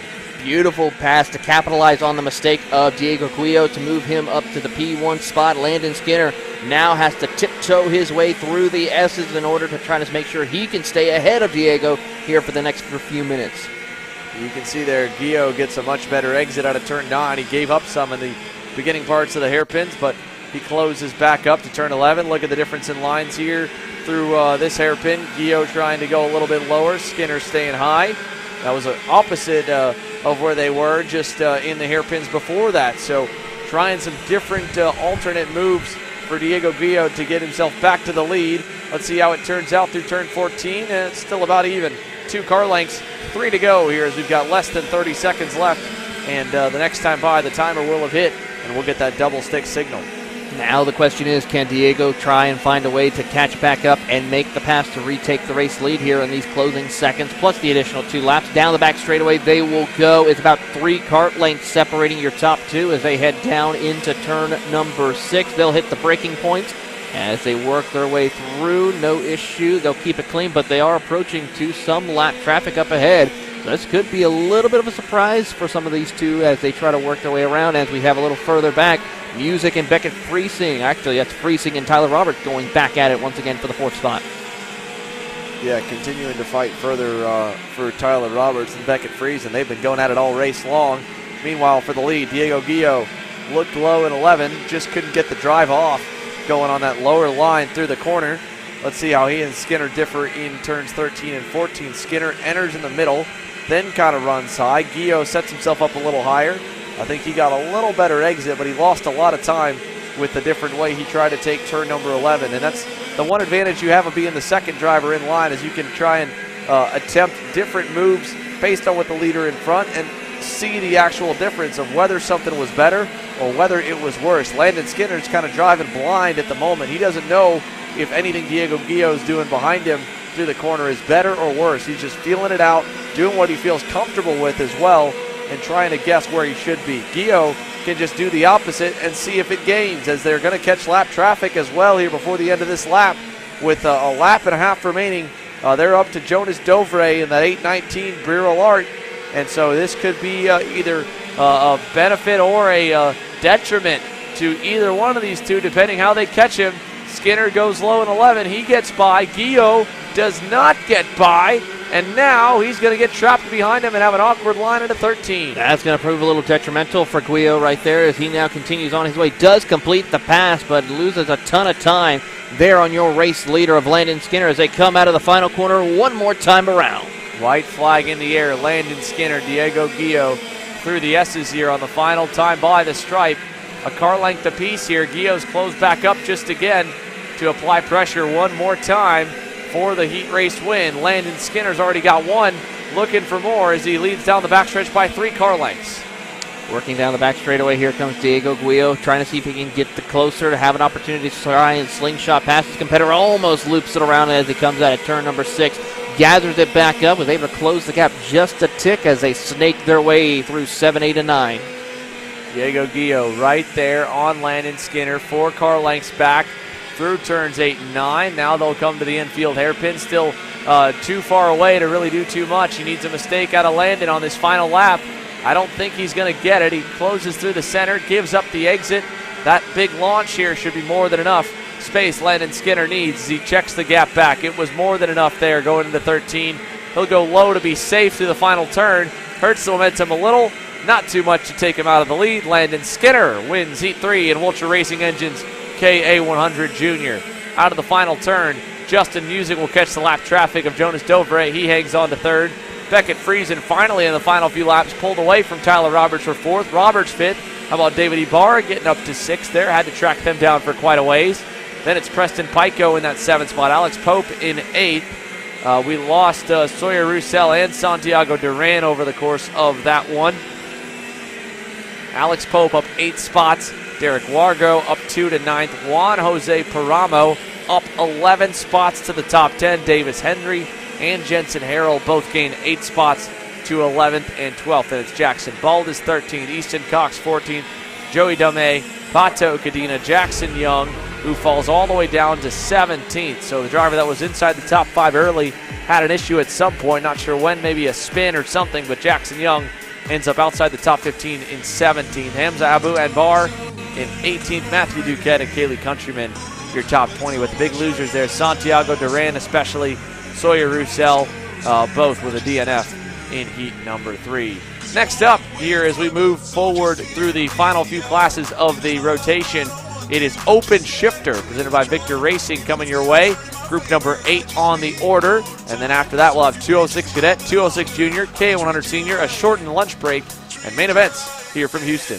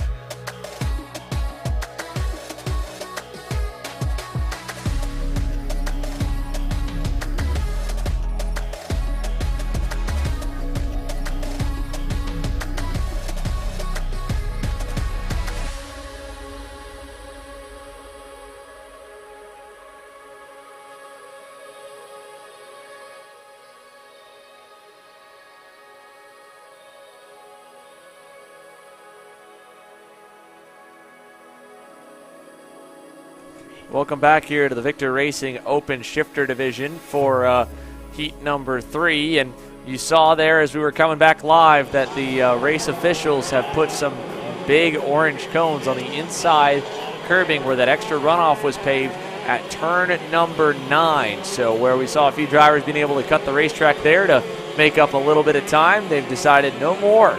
They want to cut that out off and make it no longer part of the racing surface. So we'll see who's the first driver to knock those orange cones over, Taylor. It really is. That's going to be interesting situations that could come up for the drivers who try to do that here. We only seen it at least once being done where they go over that curbing for the most part. So we'll see how this will work out for our open shifter category as they get themselves lined up here in the tram line and get ready to go racing with shifter car action in the rain. Yeah, let's see here. We're going to line them up. So Max Hewitt on the pole, Aiden Rudolph on the off pole there on row number 1. Jordan Musser and Vincent Cassard on row 2. And there was an issue for Aiden Rudolph here in this heat, and I think he may have parked at Beer-Lard. He's not on the racetrack here, whether it was an issue of deciding not to run the engine in the rain or ultimately wanting to focus on the KA Senior package. As we're trying to get the 268 of Luis Mendez back under power. He stalled it here on the grid. They're going to give him one more shot, I think, and then they might have to wave off the start. Oh, he's got it. He was able to get that thing back fired up. So here we go. Max Hewitt on the front row by his lonesome. Jordan Musser, Vincent Cassard, row 2. We go to the head flagman, Aaron Likens. And we are away here with a good start. And a really good start for Vincent Cassard. He gets away to the lead. Hewitt back to second. Musser into third. And the rest of the field launches away over to turns 4 and 5. Beautiful racing action here as they work their way over. A couple of karts sliding their way through as they come out of turn number 5 down the back straightaway. And we see Cassard having a great job of leading the field here in his CRG kart. Heading over into turn 6 for the first time. Does everyone make it through? A little bit wide right there for the 2 CRGs, but they're able to gather it back up, continue on their way as the Burrell Art machine. That is the 276 machine right there in the fight. Yeah, Jordan Musser just looking on. Max Hewitt had a nice pass attempt for the lead, and Vincent Cassard got shot out of a cannon with a crossover and fully cleared him by the time they got to 7. Hewitt's going to try on the inside again, see if he can get clear. Cassard can't fully get the power down, and Jordan Musser is going to get by him. Musser's now looking for the lead. Hewitt will throw a block into 13. Big slide right there by Cassard as here comes Musser on the outside. He's going to try and see if he can cross him over out of turn number 14, but as they come across the line, lap number 1, it's Cassard, Musser, and then it's Hewitt, Musser, and Cassard for your top 3. Yeah, Max Hewitt on that Tesoro Raceworks CRG in the bright white Team USA suit and the yellow and black helmet leads. That white helmet with the red and white Bureau Art, Jordan Musser in second, and Vincent Cassard, Tesoro Raceworks CRG driver, I believe, as well, in third. At the end of lap number 1, Chris Jennings up 4 spots on the Magic Kart to 4th. And look at Jordan Musser. He puts one over on the young gun, Max Hewitt. And the veteran takes the lead away. They're just going just low enough in the center of the corner to keep him pinned on the outside. And he had to follow him. So now Jordan Musser leads the way here through turns number 9 and 10. Great drive right here by Jordan Musser as he will now lead the charge ahead of Max Hewitt. Hewitt trying to see if he can keep the pace with the wily veteran as they come out of turn number 12 down the short chute to turn 13. Cassard and Jennings still in a little bit of a shot opportunity. Those are the 4 drivers to keep an eye on as they work their way out of turn 14 across the line. Here's a look further back down the order as we've got beyond the top 5. Justin Kelly in that 5th position. His now fallen down to 7th. Actually to 8th there with that pass made by Tim DeBeloy on the Charles Leclerc kart. So you're watching the fight for 7th. Tiffany Kelly back in the 9th spot. Got problems with the 265 of Danielle Garnier. Danielle Garnier out with what looks to be maybe a snapped right front tie rod in turn 14. That's something you really don't see a whole lot here, especially this year. We haven't seen anything like that with the shifter class. Not so much without any contact. If you have heavy contact, that would do it, but the kart looked pretty scot-free, so I'd be surprised to see it. And someone's already knocked the cones, or they're not even happy with enough that they've got, so we're going to put some more out there. Keep them even further off the curb at turn number 9. So turn 9 looks like they're going to put some cones over at turn 8 as well. And as for Max Hewitt, well, he's watching Jordan Musser drive away right now. Musser that time by was nearly a second better than him. How much better is he this time here? Jordan Musser, with all that shifter experience, is put it to good use. Across the line for Musser that time, a 10. I'll wait for time and update here in a moment, but Jordan Musser, a 103.7. Hewitt did pick up a little bit, 103.68, so he goes purple, but just by about half a tenth. Yeah, it's going to be interesting to see how this will play out for the 2 drivers as Musser will lead the charge heading off into turn number 5. Snaking his way through the S's as we try to see the gap between him and Max Hewitt. About 3 kart lengths for the moment as they come through turn number 8 and 9. Almost clips the curbing a little bit too much, takes out one of the cones. Yeah, I think the big thing for Max Hewitt, we talked about it yesterday, he's on one of the KZ power plants. That's got significantly more horsepower and torque than the rock shifter engine that Jordan Musser is piloting here this weekend. And Musser was struggling, it looked like, a little bit on some of the straight line speed compared to Hewitt, but that's almost a detriment for Max here in the rain with that extra horsepower. It means more wheel slippage coming off the corners. These have to be a little more dainty with the throttle application compared to Jordan Musser, who's able to just kind of pull away a little bit on every bit of corner exit. And of course, they're not at full speed, so that extra straight line top end speed, especially for Max Hewitt, is not really benefiting him all too much here. As we exit turns 5 and head down to 6, Hewitt's gap to Musser, it's now up to 1.3 seconds here from first to second. Well, Xander, while these two are kind of separated at the moment, maybe we can explain a little bit the difference of the benefits or of that for using the KZ engines compared to those rock engines. We have issues again for the 286 machine. Yeah, Luis Mendez, his day has just gone from bad to worse there. Stalled on the grid trying to get the start going, got refired, and something's still amiss here for the Ricardo kart driver. He's slowing off screen across the start-finish line while Jordan Musser continues to lead the way. Max Hewitt still second. Vincent Cassard about 2 seconds away from Hewitt in third aboard the fellow CRG machine. Victor Jimenez up 6 spots so far into that 4th position on the RPG livery Cosmic. Chris Jennings has fallen back to the 5th spot. Ayrton Hernandez, Leading Edge Motorsports livery Formula K, is up to 6th. Justin Kelly, Tiffany Kelly 7th and 8th respectively. Tim DeBeloy in 9th. And Noah Zarsk rounds the top 10 at the moment. But the big difference, again, the KZ, that's the open CIK FIA spec where you can run almost any manufacturer. The Rock, of course, is a spec engine class run with just Vortex Rock manufactured engines. It's basically the detuned version of the Vortex Engine Company's KZ in a couple other ways, try and make it a little more reliable, a little less expensive, a little less beefy, but it's also because of that a little bit slower. So to run them together in this combination open shifter class, which they'll do a balance of power by weight ballast. So the KZ has to run at a 15-pound heavier minimum weight than the Rock does.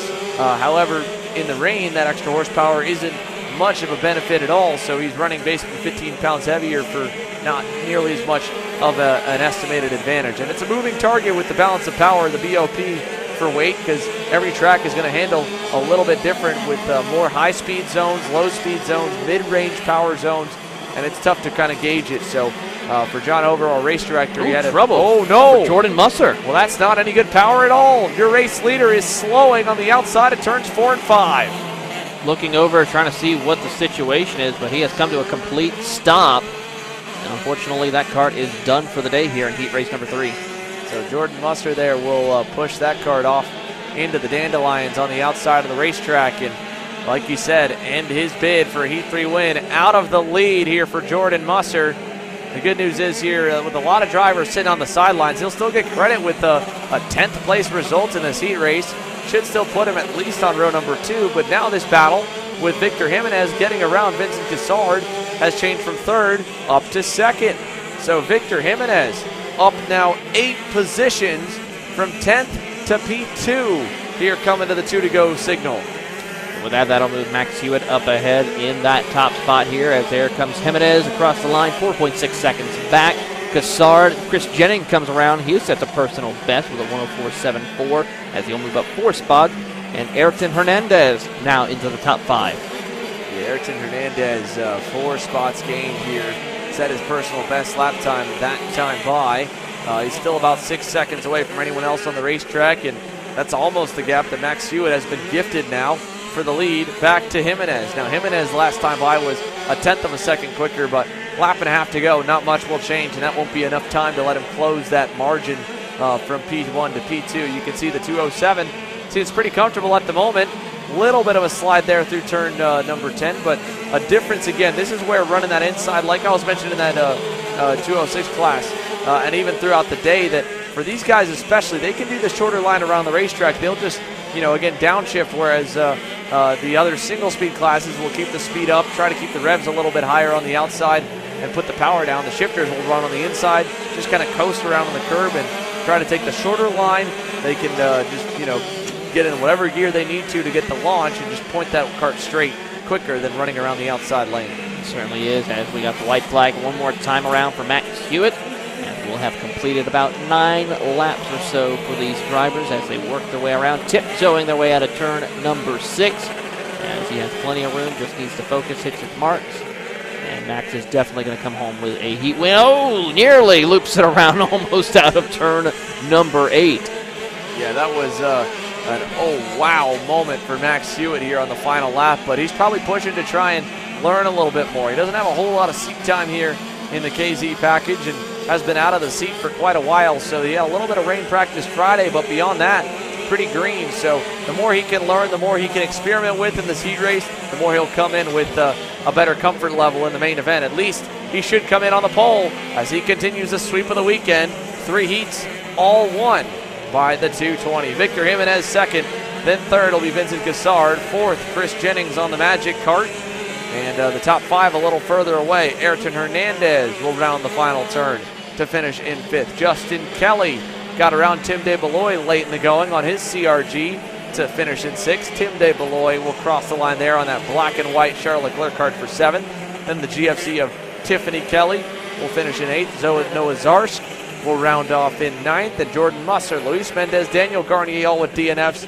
And no starts for Aiden Rudolph, Francesco Puglisi, Cameron Reed, Brad Extum, Scott Lick, and Casey Brown. But as we retrieve the broken down go-karts of Jordan Musser and company off the racetrack, we'll take another break, come back with 3 more divisions here before the morning's all wrapped up. Just a reminder for those of you watching, if you want to watch the main events this afternoon, go to youtube.com/kartchaser/join or hit that join button to be able to watch all of the main events later on today. This 3 more heat races still for free to watch through YouTube and Facebook. And again, next up will be 206 Cadet, 206 Junior on deck, and then your Exertech K100 Seniors for the lunch break.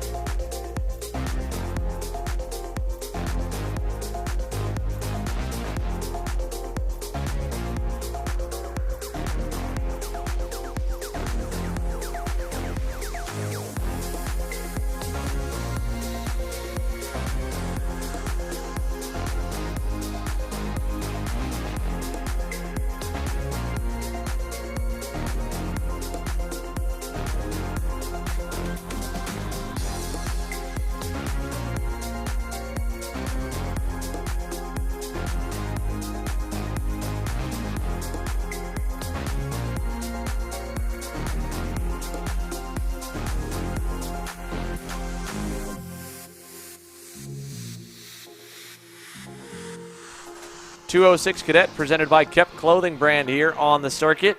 And it's been a mixed bag of race leaders throughout this weekend, all the way coming down to the final corner with a great move by Tyrone Kemper Jr. in the last lap of the final heat race yesterday to get a win over Braden Westfall and Aston Wyatt. They'll make up the front row. Kemper Jr. starts all the way back in the 6th spot. In between them, the MSL Racing Bureau Larda, Tanner Barsh, Emmett Eddles, Chris Tracy, all 3rd, 4th, and 5th. Robert Arana and Paxton Dyson, row 4. Thomas Smith, Cadre Milbrandt, row 5. Drew Blem, Will Stevens, Benton Hale, Dean Garrier, Teddy Mitchell, Caden Lehans, and Dutch Westbrook. And we are on the gas early and green. Aston Wyatt gets the lead, and Braden Westfall trying to survive. He'll lose 2, 3, 4 spots through turns 2 and 3. Tough break right there for Braden Westfall as he will fall back almost outside the top 5 here as we see a breakaway of 2 karts now heading down the back straightaway. Aston Wyatt, and I believe you see a little bit of a hand signal saying, hey, let's get going. We got enough room to break away. I believe that's a 291 machine right there in the mix. Looks like the rain has picked back up, though, here, Taylor, so drafting won't matter nearly as much as it'll be surviving the wet conditions. You see there on the screen, Emmett Eddles trying to hang on the outside. It looks like the TKS entry of Chris Tracy in there. Kemper Jr.'s up to 4th. Westfall's fallen back to the 7th position. Good start for Robert Arana as well. I think Arana's the one all the way up into 3rd, and indeed, oh no! Jinxed him right there. The 253 of Robert Arana up to 3rd. Spins around in turn 11. Tyrone Kemper Jr., I think, was trying to push him forward. I don't know if it was the contact or he just locked the brakes up or a mix, but around goes the 253 of Robert Arana. Up front, Aston Wyatt continues to show the way. That level of pushing with the 251 of Tanner Barsh is working great, though. Half-second lead back to Tyrone. As they work their way across the line, heading over into turn number 2 and 3, they'll snake their way over through 4 and 5 as they approach the apex. There, here comes Tyrone Kemper Jr. and Emmett Eddles in that 4th position. Kempers gets a great run down the back straightaway. Now has to back off as he tries to set up as the top 2 start to break away by about 3 kart lengths heading into the braking zone of turn number 6 as the rain picks up even more. We got about half a dozen, if not about a dozen puddles out there on the track, so it's just going to get even more chaotic for these drivers as yellow flags wave. A couple of karts go off over at turn number 6. Yeah, that was around midway through that pack from 6th back to 10th as Tyrone Kemper Jr. continues to go to work on Tanner Barsh. Barsh fended him off nicely there through turn number 7 and is still on Aston Wyatt, not yet looking low. Kemper's going to go low. Wyatt blocks low as well, and it allows Tyrone to just kind of follow him through and get up to 2nd. So Tyrone Kemper Jr. now to P2. Barsh to 3rd, and again on the back bumper, Emmett Eddles, who has really just been kind of watching and learning from a lot of the battling. He hasn't been nearly as much involved in the fights for the lead. He's been kind of 3rd to 6th, right near the last couple karts, but in that lead pack with the speed to run with him. And he's going to let Tanner Barsh get in line and go back to learning a little bit and follow some more here through the heat races. He's probably got, again, the best idea of what way to win is just the confidence to try and execute. As back behind him, Braden Westfall now into 5th. Chris Tracy's back to 6th. The drivers that went around there, Robert Arana obviously went around earlier on. I think the other ones involved, maybe Benton Hale and Drew Blem, that dropped back to 15th and 16th there on that lap. So those 2 drivers spinning out in turn number 6. Up front, Tyrone Jr. still looking to try and get by Aston Wyatt, who has a big-time slide out of 7. Here he comes in turn 8. He'll get clear and take over the lead. Beautiful pass right there as they set themselves up for a little bit of a run heading off into turn number 10 and 11. But how about that for the 241 of Tyrone Kemper Jr. now leading the charge. Here comes Aston Wyatt. He's thinking about trying to get to the inside, but watch out. Here comes Tanner Barsh. He's going to try to show his nose. Couldn't do it. There's a tap of the helmet there from Wyatt. Barsh, is he going to think about working or wants to pull away as they come out of turn number 13 and 14? Yeah, Tanner Barsh still lurking on Aston Wyatt here. Tyrone Kemper Jr. is going to pull that gap to 3 car lengths with a great launch out of the back final hairpin. 3 minutes and 15 seconds plus 2 laps still to go. Plenty of time left here in this heat race for 206 Cadet presented by Kep Clothing. Again, coming next up will be 206 Junior, and then following up after that will be the Exertech KA100 Seniors as the wet racing continues. 3 minutes to go plus 2 laps. Aston Wyatt looks back. Tanner Barsh right there to the bumper into 6. Still single file here through the hairpin. Kemper Jr.'s got to be a little bit careful. He's running a little bit too wide in turn number 6. That could open the door for Wyatt or Barsh to maybe make a pass on him for the race lead here, so we'll have to keep track of that, as there you see Kemper just slide his way through out of turn number 8 and 9. Yeah, Tyrone Kemper Jr. just a little bit better at sliding through that, especially 6, 7, 8, 9 section, it seems, in the rest of the pack here. Goes a little wider in 11, gets a better launch. Aston Wyatt at the same time probably would have taken that line, but he's worried more so about defending from Tanner Barsh for second, and that's going to allow Kemper's lead to grow exponentially here. His lead is probably going to be over a second this time by. Wyatt continues to throw a couple more defensive maneuvers. Emmett Eddles is now going to pull fully alongside Tanner Barsh, but just won't have the position. He'll have to concede that through turn number 1. Emmett Eddles is the one who is trying to be a little bit patient, wait for the opportune time to make the passes here, and it's not going to work out this moment. They're going to keep on racing, heading off down the back straightaway. So down the backstretch here, Tanner Barsh, bumper, looking low. Wyatt covers low, can't really do too much about it. He'll open back up for the corner, go to the top side here into turn number 6, and Aston Wyatt stays low to hold on for second. Emmett Eddles just looking for a way around, 3 wide at the bottom. Nicely done. Tanner Barsh gets the job done on Aston Wyatt, and Wyatt still side by side with Emmett Eddles for third. Tries to clear himself a little bit. He does get clear by the end of the corner, and now Tanner Barsh can start to try and close the gap up and see where his speed ranks in comparison to Tyrone Kemper Jr. Wyatt on the low side won't have the speed coming out of the corner. That gap will open to 3 car lengths safely here for Tanner Barsh. Tanner Barsh will now have to pick up and find a second somewhere on the circuit to try and hunt down Tyrone Kemper Jr. It's trouble a little bit further back as one of the carts washed wide through turn 14. Yeah, that was one of the comp carts going around back there. Was that Cadro Milbrand going around again? It could have been Cadro Milbrand again. He does drive that comp cart pretty well here around the circuit, but unfortunately here in this rainy conditions, that's the second time in 2 different races where he's looped it around. Yeah, he recovered nicely, only lost 1 spot. Chris Tracy gets by him for the 8th position, so Cadro Milbrand falls back to 9th. Dutch Westbrook's up 7 spots here. Very impressive for the rookie in his first weekend up from Kid Karts for Dutch Westbrook and that Kart Racing Solutions Tony Kart to the top 10 right now. 7 gain for the 233. Thomas Smith up 2, Paxton Dyson up 2, and now up 1 more for Emmett Eddles as he gets by on Aston Wyatt and takes over 3rd. And with all the battling going on for 2nd, 3rd, and 4th, it's allowed Braden Westfall to get some new life breathed into the 248. He's coming into frame here with this time by being the 2-lap to go signal. We'll see quite a few drivers in this mix here. Wyatt in 4th, Braden Westfall there in 5th, Paxton Dyson in 6th, Thomas Smith. We haven't talked about Thomas too much here this weekend, but the 209 is up 2 spots, and at the end of this train here, all led by Tyrone Kemper Jr. Great drive for Thomas Smith as he's picked up 2 spots and been inside the top 10 for most of these heat races here, so keep an eye on him. 2 to go for your race leader of Tyrone Kemper Jr. 9/10 of a second advantage over Tanner Barsh, who just went purple with a 1:14.1501, so about 400ths of a second faster.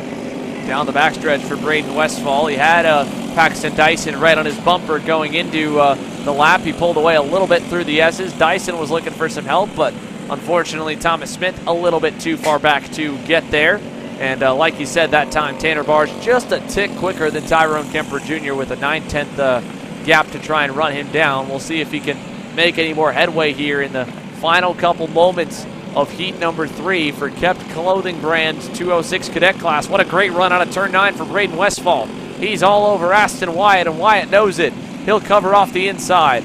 Westfall to the outside, tries to cross him over. He'll get a big run coming on this straightaway here over to turn 11, over to turn 13. Wyatt blocks low, Westfall high, low, inside, little bumper to him, and now he's way high in turn 14. Look at Paxton Dyson stuff it down the inside. He'll take that 5th spot away. Paxton Dyson wondering what in the world's going on. I will go ahead and take that spot from you. White flag in the air for these 4 competitors, as now Dyson will go and have a shot over with Aston Wyatt for the 4th spot. And as well, good heads-up driving by Thomas Smith there. Stayed alongside Braden Westfall enough and forced him to give. So Thomas Smith up to the 6th position. Westfall back to 7th as Wyatt blocks low here. Dyson's going to push him down the backstretch. Force him to stay on the low side. Pressure applied into 6th. Little more of a bumper to him. tries to move him out of the groove a little bit, doesn't fully get the job done, and they stay single file through turn number 7. All the while, Tyrone Kemper Jr. has expended a couple tenths on his race lead, but it's still safe. Now he gets through with a little move off the groove, and Paxton Dyson to 4th in the 222. Aston Wyatt back to 5th. Thomas Smith applying. Let's see if Wyatt does anything back in 11. Can he answer the call? Not fully. And they'll make that run over to turn 13 and 14. Meanwhile, race leader Tyrone Kemper Jr. got to the lead early, built the gap he needed. He hasn't been the fastest every single lap, but he's made the right moves. He'll win heat number 3 here in 206 Cadet. Second to Tanner Barsh. And Emmett Eddles with a burner on that final lap, a 13.72. He goes nearly half a second faster than the entire field on that final circuit. Paxton Dyson 4th. Aston Wyatt hangs on over Thomas Smith for 5th. Braden Westfall in 7th.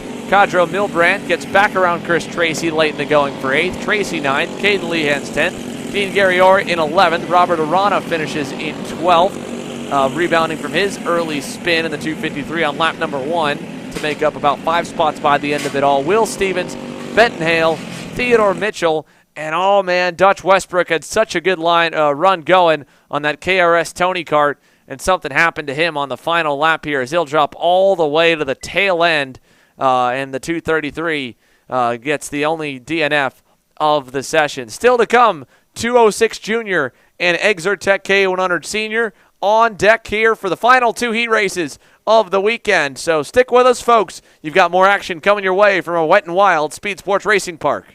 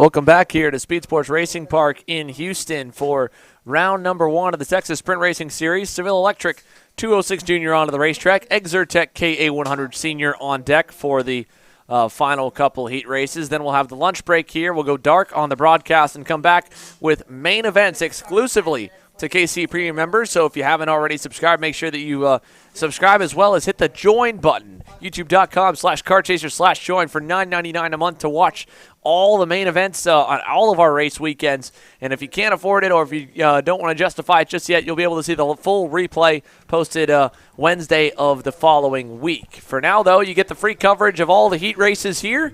And for Seville Electric 206 Junior, they're going to round out of turn number 12 and slowly make their way towards turn 13. Shelby Ramirez, with her first career pole award, had a up and down run through the first 2 heats, a mixed bag of results for the comp car driver. She starts alongside Derek Wargo as the rookie joined her on row number 1, and that Trackside Karting Services GFC.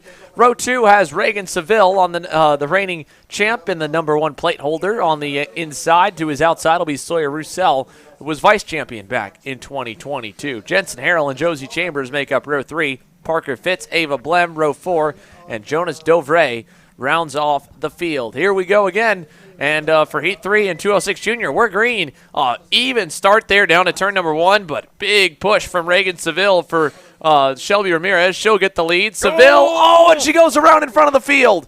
Oh, no, Ramirez spins out of turn number 3 right in front of everybody. It kind of hurt Derek Wargo along with her, so she'll follow to the tail. Wargo's somewhere in the middle, and Reagan Seville is going to inherit the lead with Jensen Harrell, I believe, pressuring him down at turn number 6. I think you're right. It is going to be Jensen Harrell in that second position. Third place looks like to be the... Looks like Josie Chambers up to third there on the bright green helmet as we go side by side for the lead. So Seville under heavy pressure.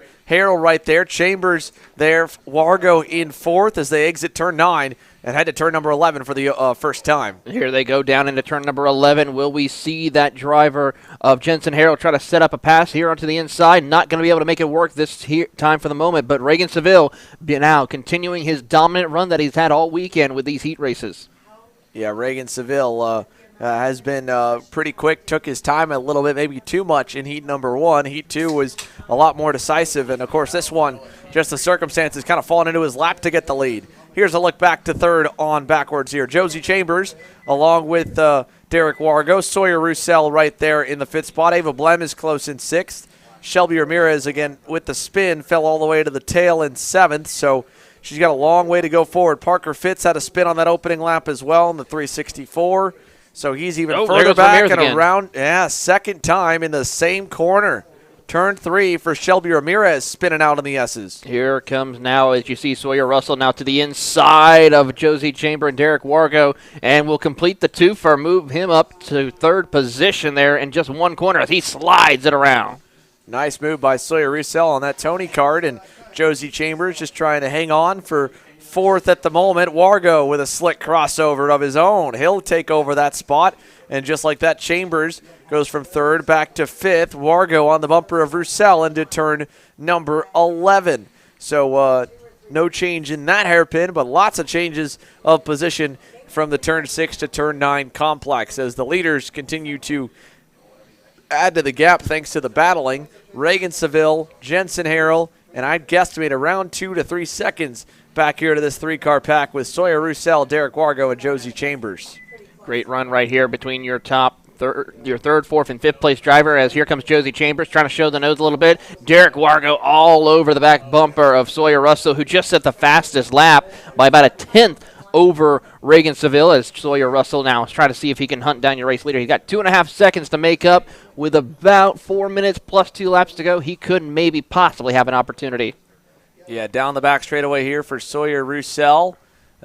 Josie Chambers lost actually the most amount of time in the 3-car grouping, and Ava Blem's not terribly far back. She had a decent lap last time by, a little bit quicker than Josie Chambers thanks to the battling, so she's still barely into frame in that 6th spot ahead of Parker Fitz and Shelby Ramirez, of course.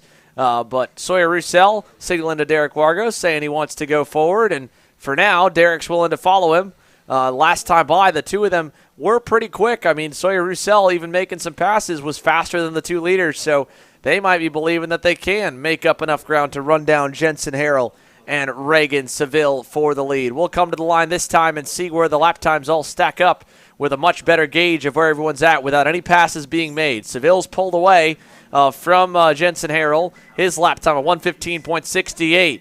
Sawyer Roussel and Derek Wargo, a 1:15.4. They're 2.5 seconds back, but 0.2 a lap quicker. If that pace continues or gets even a little better, they'll have a shot at not only getting to second, but maybe challenging for the race win. It's going to get exciting here. Under 3 minutes to go down the back straightaway. They're going to work their way through. Going to keep on working together, tuck their heads down, try to get out of the air a little bit before setting up for the braking zone of turn number 6. They'll slide their way through. Wargo goes a little bit wide, but is still going to be able to stay tucked up behind Roussel in the 3rd position. Yeah, he'll slide it there through turn number 7. Over to turns 8 and 9. Sawyer Roussel, a car length out over Derek Wargo still through the turn 9 complex. And we'll head over to turns 10 and 11. So Jensen Harrell still about 1.5 seconds away from these two, but it's getting closer and closer. And I think Harrell's on a better lap than where he was the lap before. The lap before he gave up about 0.5 seconds to the lead. I think he's closed back up tremendously to Reagan Seville. So that gap for the top 2 is coming down. 3rd and 4th still trying to make up ground. Let's see what the leaders' gaps look like here for Jensen Harrell. Last time by, the gap was 0.8. This time by the stripe, it's 0.4. He hits a 1:15.6. Roussel and Wargo at a 1:15.4 and a 1:16 flat for Reagan Seville. He lost 0.5 seconds, and they all gained up a lot on him. It's only, again, the 0.4 from 1st to 2nd. It's only 1.8 seconds from 1st back to 3rd and 4th. So we've got the top 4 closing back together again. Josie Chambers was even to the leader. Ava Blem was even faster than Reagan Seville last time by, back in 6th. So we've got all 4 of them closing back up right at the right time with 1:20 plus 2 laps to go. We could have a 6-car battle for the race lead here if these things progress as they work their way through. Closing in, pretty much it's going to be about 3, maybe 4 laps left to go in the race for these drivers as they work their way over towards turn number 11. But for Reagan Seville, just trying to make sure he can stay on the tarmac, trying to make sure he can keep his tires cool, trying to see where that line is on the gap for these drivers to try and find a different line to get around these circuits. Yeah, into the final corner here. Jensen Harrell didn't make up as much time on Reagan Seville as he did the last time around. 3 laps to go based on where the timer currently sits with or at least it'll be borderline, but I think we're at the 3 to go signal here from what I can guesstimate. So Seville needs 3 more good laps here, 3 more decent ones, just like the one that he just put together, his personal best at a 1:15.6. That was enough to kind of hold everything at bay for the moment and kind of stop the bleeding of the gap back to the rest of the pack. For Jensen Harrell, though, big run down the backstretch. If he can put together a good couple hairpins, he could really be on his bumper and start to pressure him in the final 2 laps. How about Eva Blim setting the fastest lap with a 1:15.33 last time by? She's closing in on Josie Chambers for the 5th spot for a chance at the top 5. But meanwhile, up at the front of the field, Seville, Harrell, you see them on screen. Then not too far, you see Wargo and Roussel on screen trying to see if they can hunt down your top 2. Yeah, they're almost close enough to get there. Just barely able when you zoom out far enough to capture all 4 drivers as it's a 1.5 second spread from 1st back to 4th. Seville got a really good run coming out of turn 11 that time by, so he'll pull further away. Jensen Harrell's now going from on the offense to a little bit on the defense as he takes a look over his shoulder, mid-corner at that, back to see where Roussel and Wargo are. 2 to go. Seville, a 1:15.4. He goes quickest on the racetrack that time by, and Jensen Harrell gives up 0.3 back and forward as it's a 1:15.5 for Sawyer Roussel, 0.2 better than the kid in 2nd. For Jensen Harrell, he's at least got a good run through the S's. He's just really struggling in the final half of the racetrack, but he's very good in sector number 1. That's where he seems to gain the most amount of time on everybody. From here on, it kind of starts to waver back towards the favor of Seville and Roussel with the way their setups are and with the driving lines that they're taking headed over through 8 and 9. Great run right here, and they're starting to close the gap even more so with these 2 laps to go. But I think for Wargo and Roussel, I think the best opportunity they can have is going to hunt down Jensen Harrell for the 2nd position. It's not going to be enough unless we see a mistake from Seville, which he has not set a foot wrong at all the rest of the entire race here as they work their way down the short chute to turn 13. Yeah, over into 13, 14, 15. White flag coming this time by Reagan Seville. Leads out of the final corner with a couple car length lead over Jensen Harrell. A couple more back to Sawyer Roussel. 1 to go.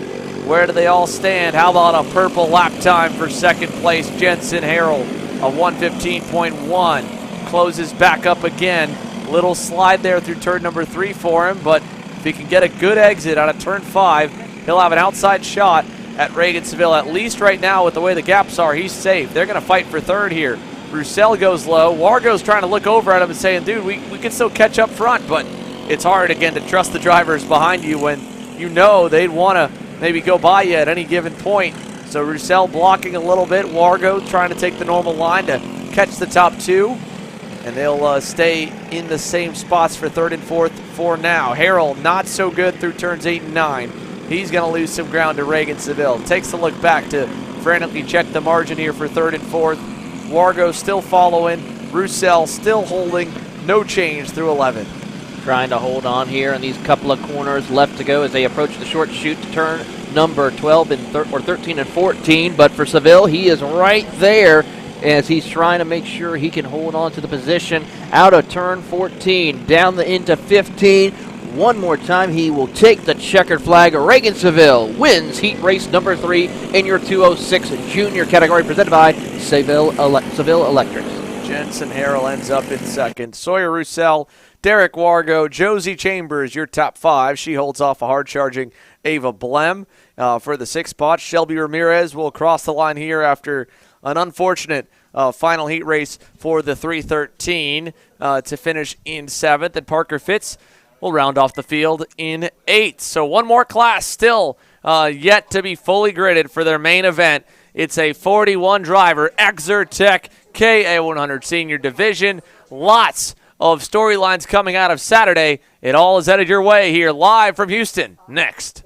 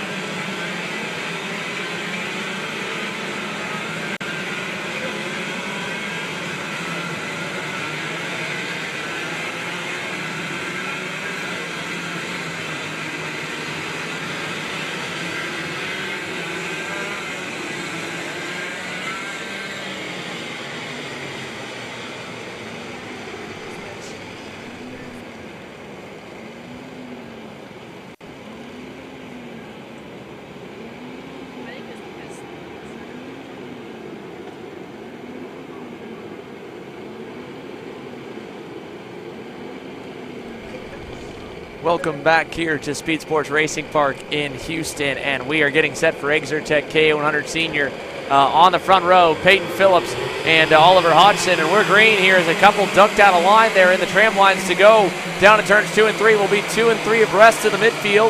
Aiden Rudolph's 3 wide on the bottom side in turn 3. He'll make up 1 or 2.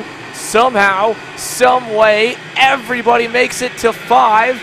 And out of 5 as well as we're clean down the backstretch. Great start for Cooper Eau Claire. He has been getting bullied, it seems like, on every single start. And it's been a really good one now to start for the rookie as he gets around Brooke Berry. They're back in the back section. So Eau Claire to third, Oliver Hodgson to the lead. And no surprise there that the Brit is able to master the wet conditions. This is something that, for a guy with an English background like himself, not only being a world champion in his own right, but having so much time in the wet, everyone is going to get a big-time lesson, I think, here in KA Senior. And Peyton Phillips right now, the first student. Oliver Hodgson definitely was looking forward to today's action and have a chance. But I think Peyton Phillips, though, he's going to have to say in this matter as well. He'll send it into the inside, but Oliver Hodgson will cross him up here out of turn number 15 and retake the race lead. 1 lap up on the board as we are under 6 minutes left to go, and it's going to get exciting to see these two battle it out. Yeah, Peyton Phillips took his shot. He knew that Hodgson would be quick in the rain, and right now he is already pulling away by quite a bit through the S's with how much more grip he's able to find in that 929 J3 competition factory comp kart.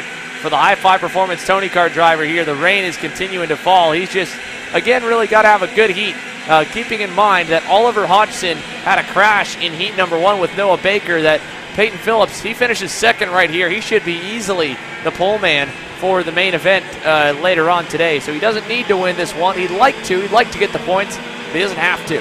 Here's a look further back at some battling going on. Braden Robertson fending off John Berg, 2 CRGs, 2 different teams.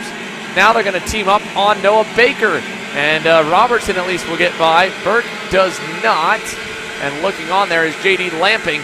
And then high-five Tony Kart as well, headed over to turn 14. Robertson blocked low, then opened up.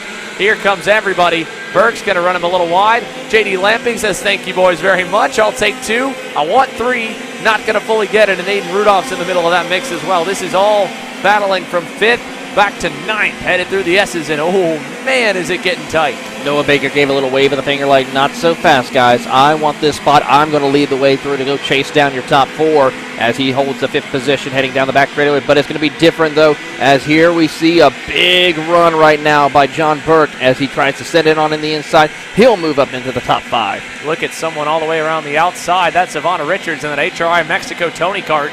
The rookie gets herself into the top 10 as she picks up 1 spot. There gets around JD Lamping. And meanwhile, Braden Robertson and Aiden Rudolph able to get by on Noah Baker there in turns 8 and 9. Beautiful drive right there by those two. Noah Baker now falling into the clutches of Ivana Richards, who will look to the inside. Beautiful pass. Picks up another spot. Ivana Richards is on a mission to get up into the top 5 as she's now sets her sights on John Burke, who's up ahead. Brooke Berry's had a mistake the last lap and went off and lost a lot of time. She's outside the top 10 now. Meanwhile, Baker crossover side by side with Lamping behind this group. Richards following 2 drivers that were headlining this class in 2022. Braden Robertson in the red and blue helmet on the CRG, and Aiden Rudolph in that red and white AR Academy Bureau Art, who gets alongside of John Burke as we got problems with a 991. That was going to be Matthew Cherry in the high-five Tony Kart. So Burke now going to block to the center. Look at Aiden Rudolph. Sends it around the outside, and Aiden Rudolph will clear him into turn number 7. Nicely done. Ivana Richards almost cleared Burke off there as well. Beautiful drive in there. It's going to send an even more push of a track and tries to get the spot. Aggressive driving here in the rain. So she'll get by Braden Robertson. Won't be able to get by Burke. Kind of gets into his right rear, and that's going to give Aiden Rudolph some breathing room up the road. Burke still kind of defending a little bit to give himself some space. The top 4 able to just hit some laps right now. And Oliver Hodgson, ladies and gentlemen, last time by was nearly a second better than the entire field as Braden Robertson goes to work and gets by Ivana Richards. Back around her for that 8th position, or 7th position, sorry, for Robertson. But Peyton Phillips, oh no, that's Cooper Eau Claire. Cooper Eau Claire's gone off, and now he's going to rejoin the racetrack way back the 921 of Cooper Eau Claire out of third. I was just talking about finally having a good E-race for the young gun, Cooper Eau Claire. Now he's battling back to try and get around Brooke Berry. Meanwhile, Ivana Richards still going at it with Braden Robertson. And look at that slide job by J.D. Lamping out of nowhere. And great heads-up driving by Braden Robertson to avoid that deal. Noah Baker gets by Lamping now. So does Eau Claire. Berry still following. All kinds of slide job central happening around the racetrack here. Chaos ensuing here in the final heat race of the day as they work their way down into turn number 11. Big slide between the two CRG karts as we also keep an eye on the driver right there in behind Noah Baker, who's trying to see if he can fight his way back through.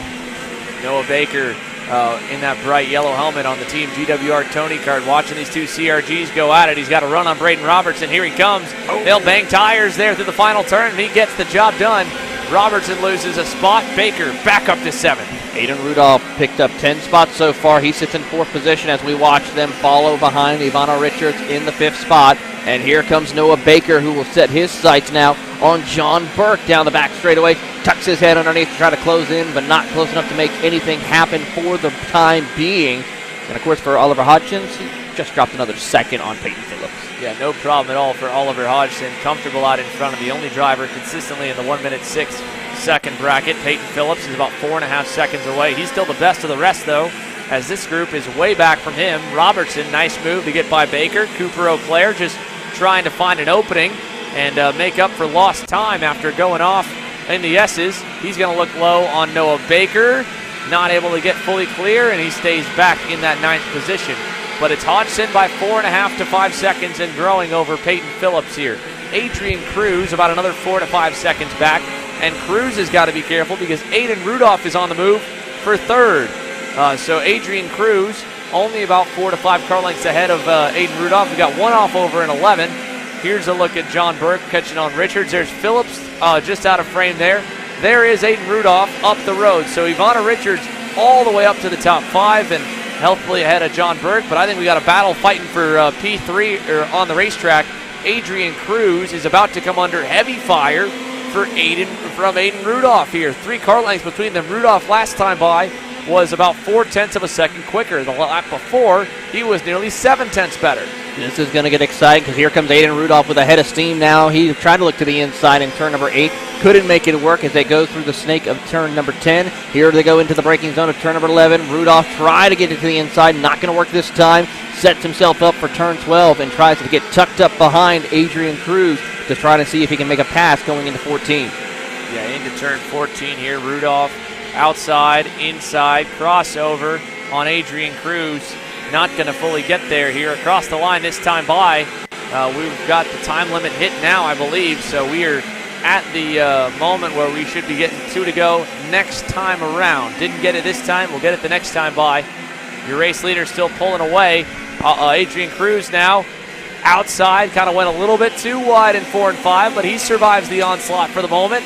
And still, Rudolph 2 car lengths away, waiting for that mistake. You can see the rain continuing to fall, getting heavier, and the lap times are starting to slow down just a little bit here at this point in the heat race. Look at Rudolph go low in 7. Can he get fully clear on the slide job? And he does. Aiden Rudolph to 3rd. Beautiful pass right there by Aiden Rudolph to move up into the top 3 for the time being as they work their way down the short chute towards turn 10 and 11. Now into the braking zone. Aiden Rudolph can now set sail. Really, this is all he can do right now. There's no way he can catch Peyton Phillips unless a mistake were to happen, as he is about 4.5 seconds up the road.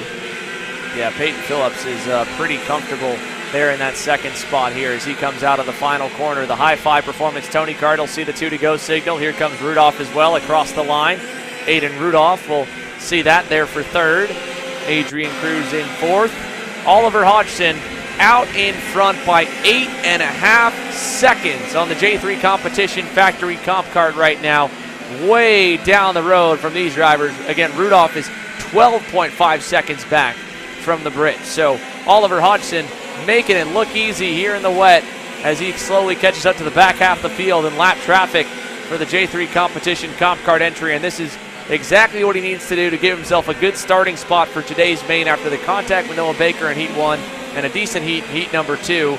Oliver Hodgson, he's well on his way to getting himself probably a top 3 row starting spot, maybe even top 4. Really is a good opportunity here, and with all of these weather conditions it's going to provide a lot of different opportunities for drivers who are starting in amongst the front group here. As we see Oliver Hodgson take the white flag one more time around for him and his comp kart, as the Brit will continue working his way in these rainy conditions. The one good part about the rain is it matters a little bit less about where you start to a degree. It is a little bit trickier to get a pass done, but you see a much bigger spread in terms of lap times on the field. So you're not so much trapped in a battle with someone that will continue to pass you back. If you're as fast as Oliver Hodgson, for example, you're going to pass them and blow their doors off when you do it. I mean, his best lap is a 106 flat. The next best lap you can see is Peyton Phillips at a 106.9. So again, nearly a second faster, both on the average and his peak time. And as he works the final lap over to turn number 11, no major changes further back in the field. Everything in the top 5 is all pretty stationary at the moment. Phillips second, Rudolph third, Cruz fourth, Richards fifth.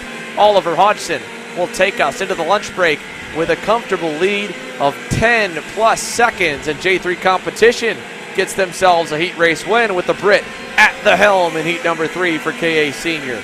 Peyton Phillips will work his way around the final corner with lap traffic looming for him. He won't end up getting there. He'll come up just a little bit short on it, so he ends a fully clean race with not a lot of action on his end for second. Aiden Rudolph third, Adrian Cruz fourth, Ivana Richards fifth, John Burke sixth. Look at this battle back behind. Robertson, Eau Claire, Lamping side by side at the stripe for 10th. Jose Daniel Fernandez picks up 10 spots. He's been driving forward every single heat race, it seems, on an HRI Mexico Tony kart to beat Brooke Berry at the line by 6,000ths of a second.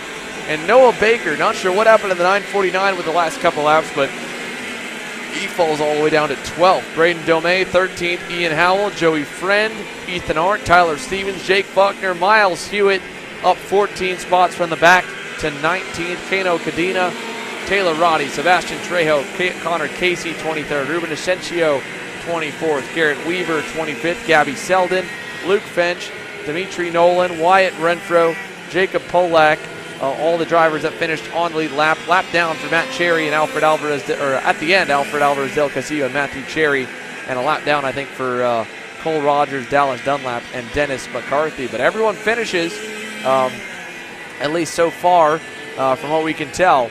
And it takes us into the lunch break. So once again, folks, if you do want to watch the main events, make sure to go to youtube.com/kartchaser/join if you would like to see the main event action here live today for myself and Taylor here in the booth. If not, you'll get to see the replays on Wednesday here when they get posted later on this week. But that concludes our free coverage here on YouTube and Facebook. It's, again, just that join button right next to our logo at the bottom of the screen, right down here. And you guys can watch that. We'll come back with all that top of the hour, 1 p.m. Eastern, with 1 p.m. Central, 2 p.m. Eastern for main event action here from SpeedSportz Racing Parks for the Texas Sprint Racing Series.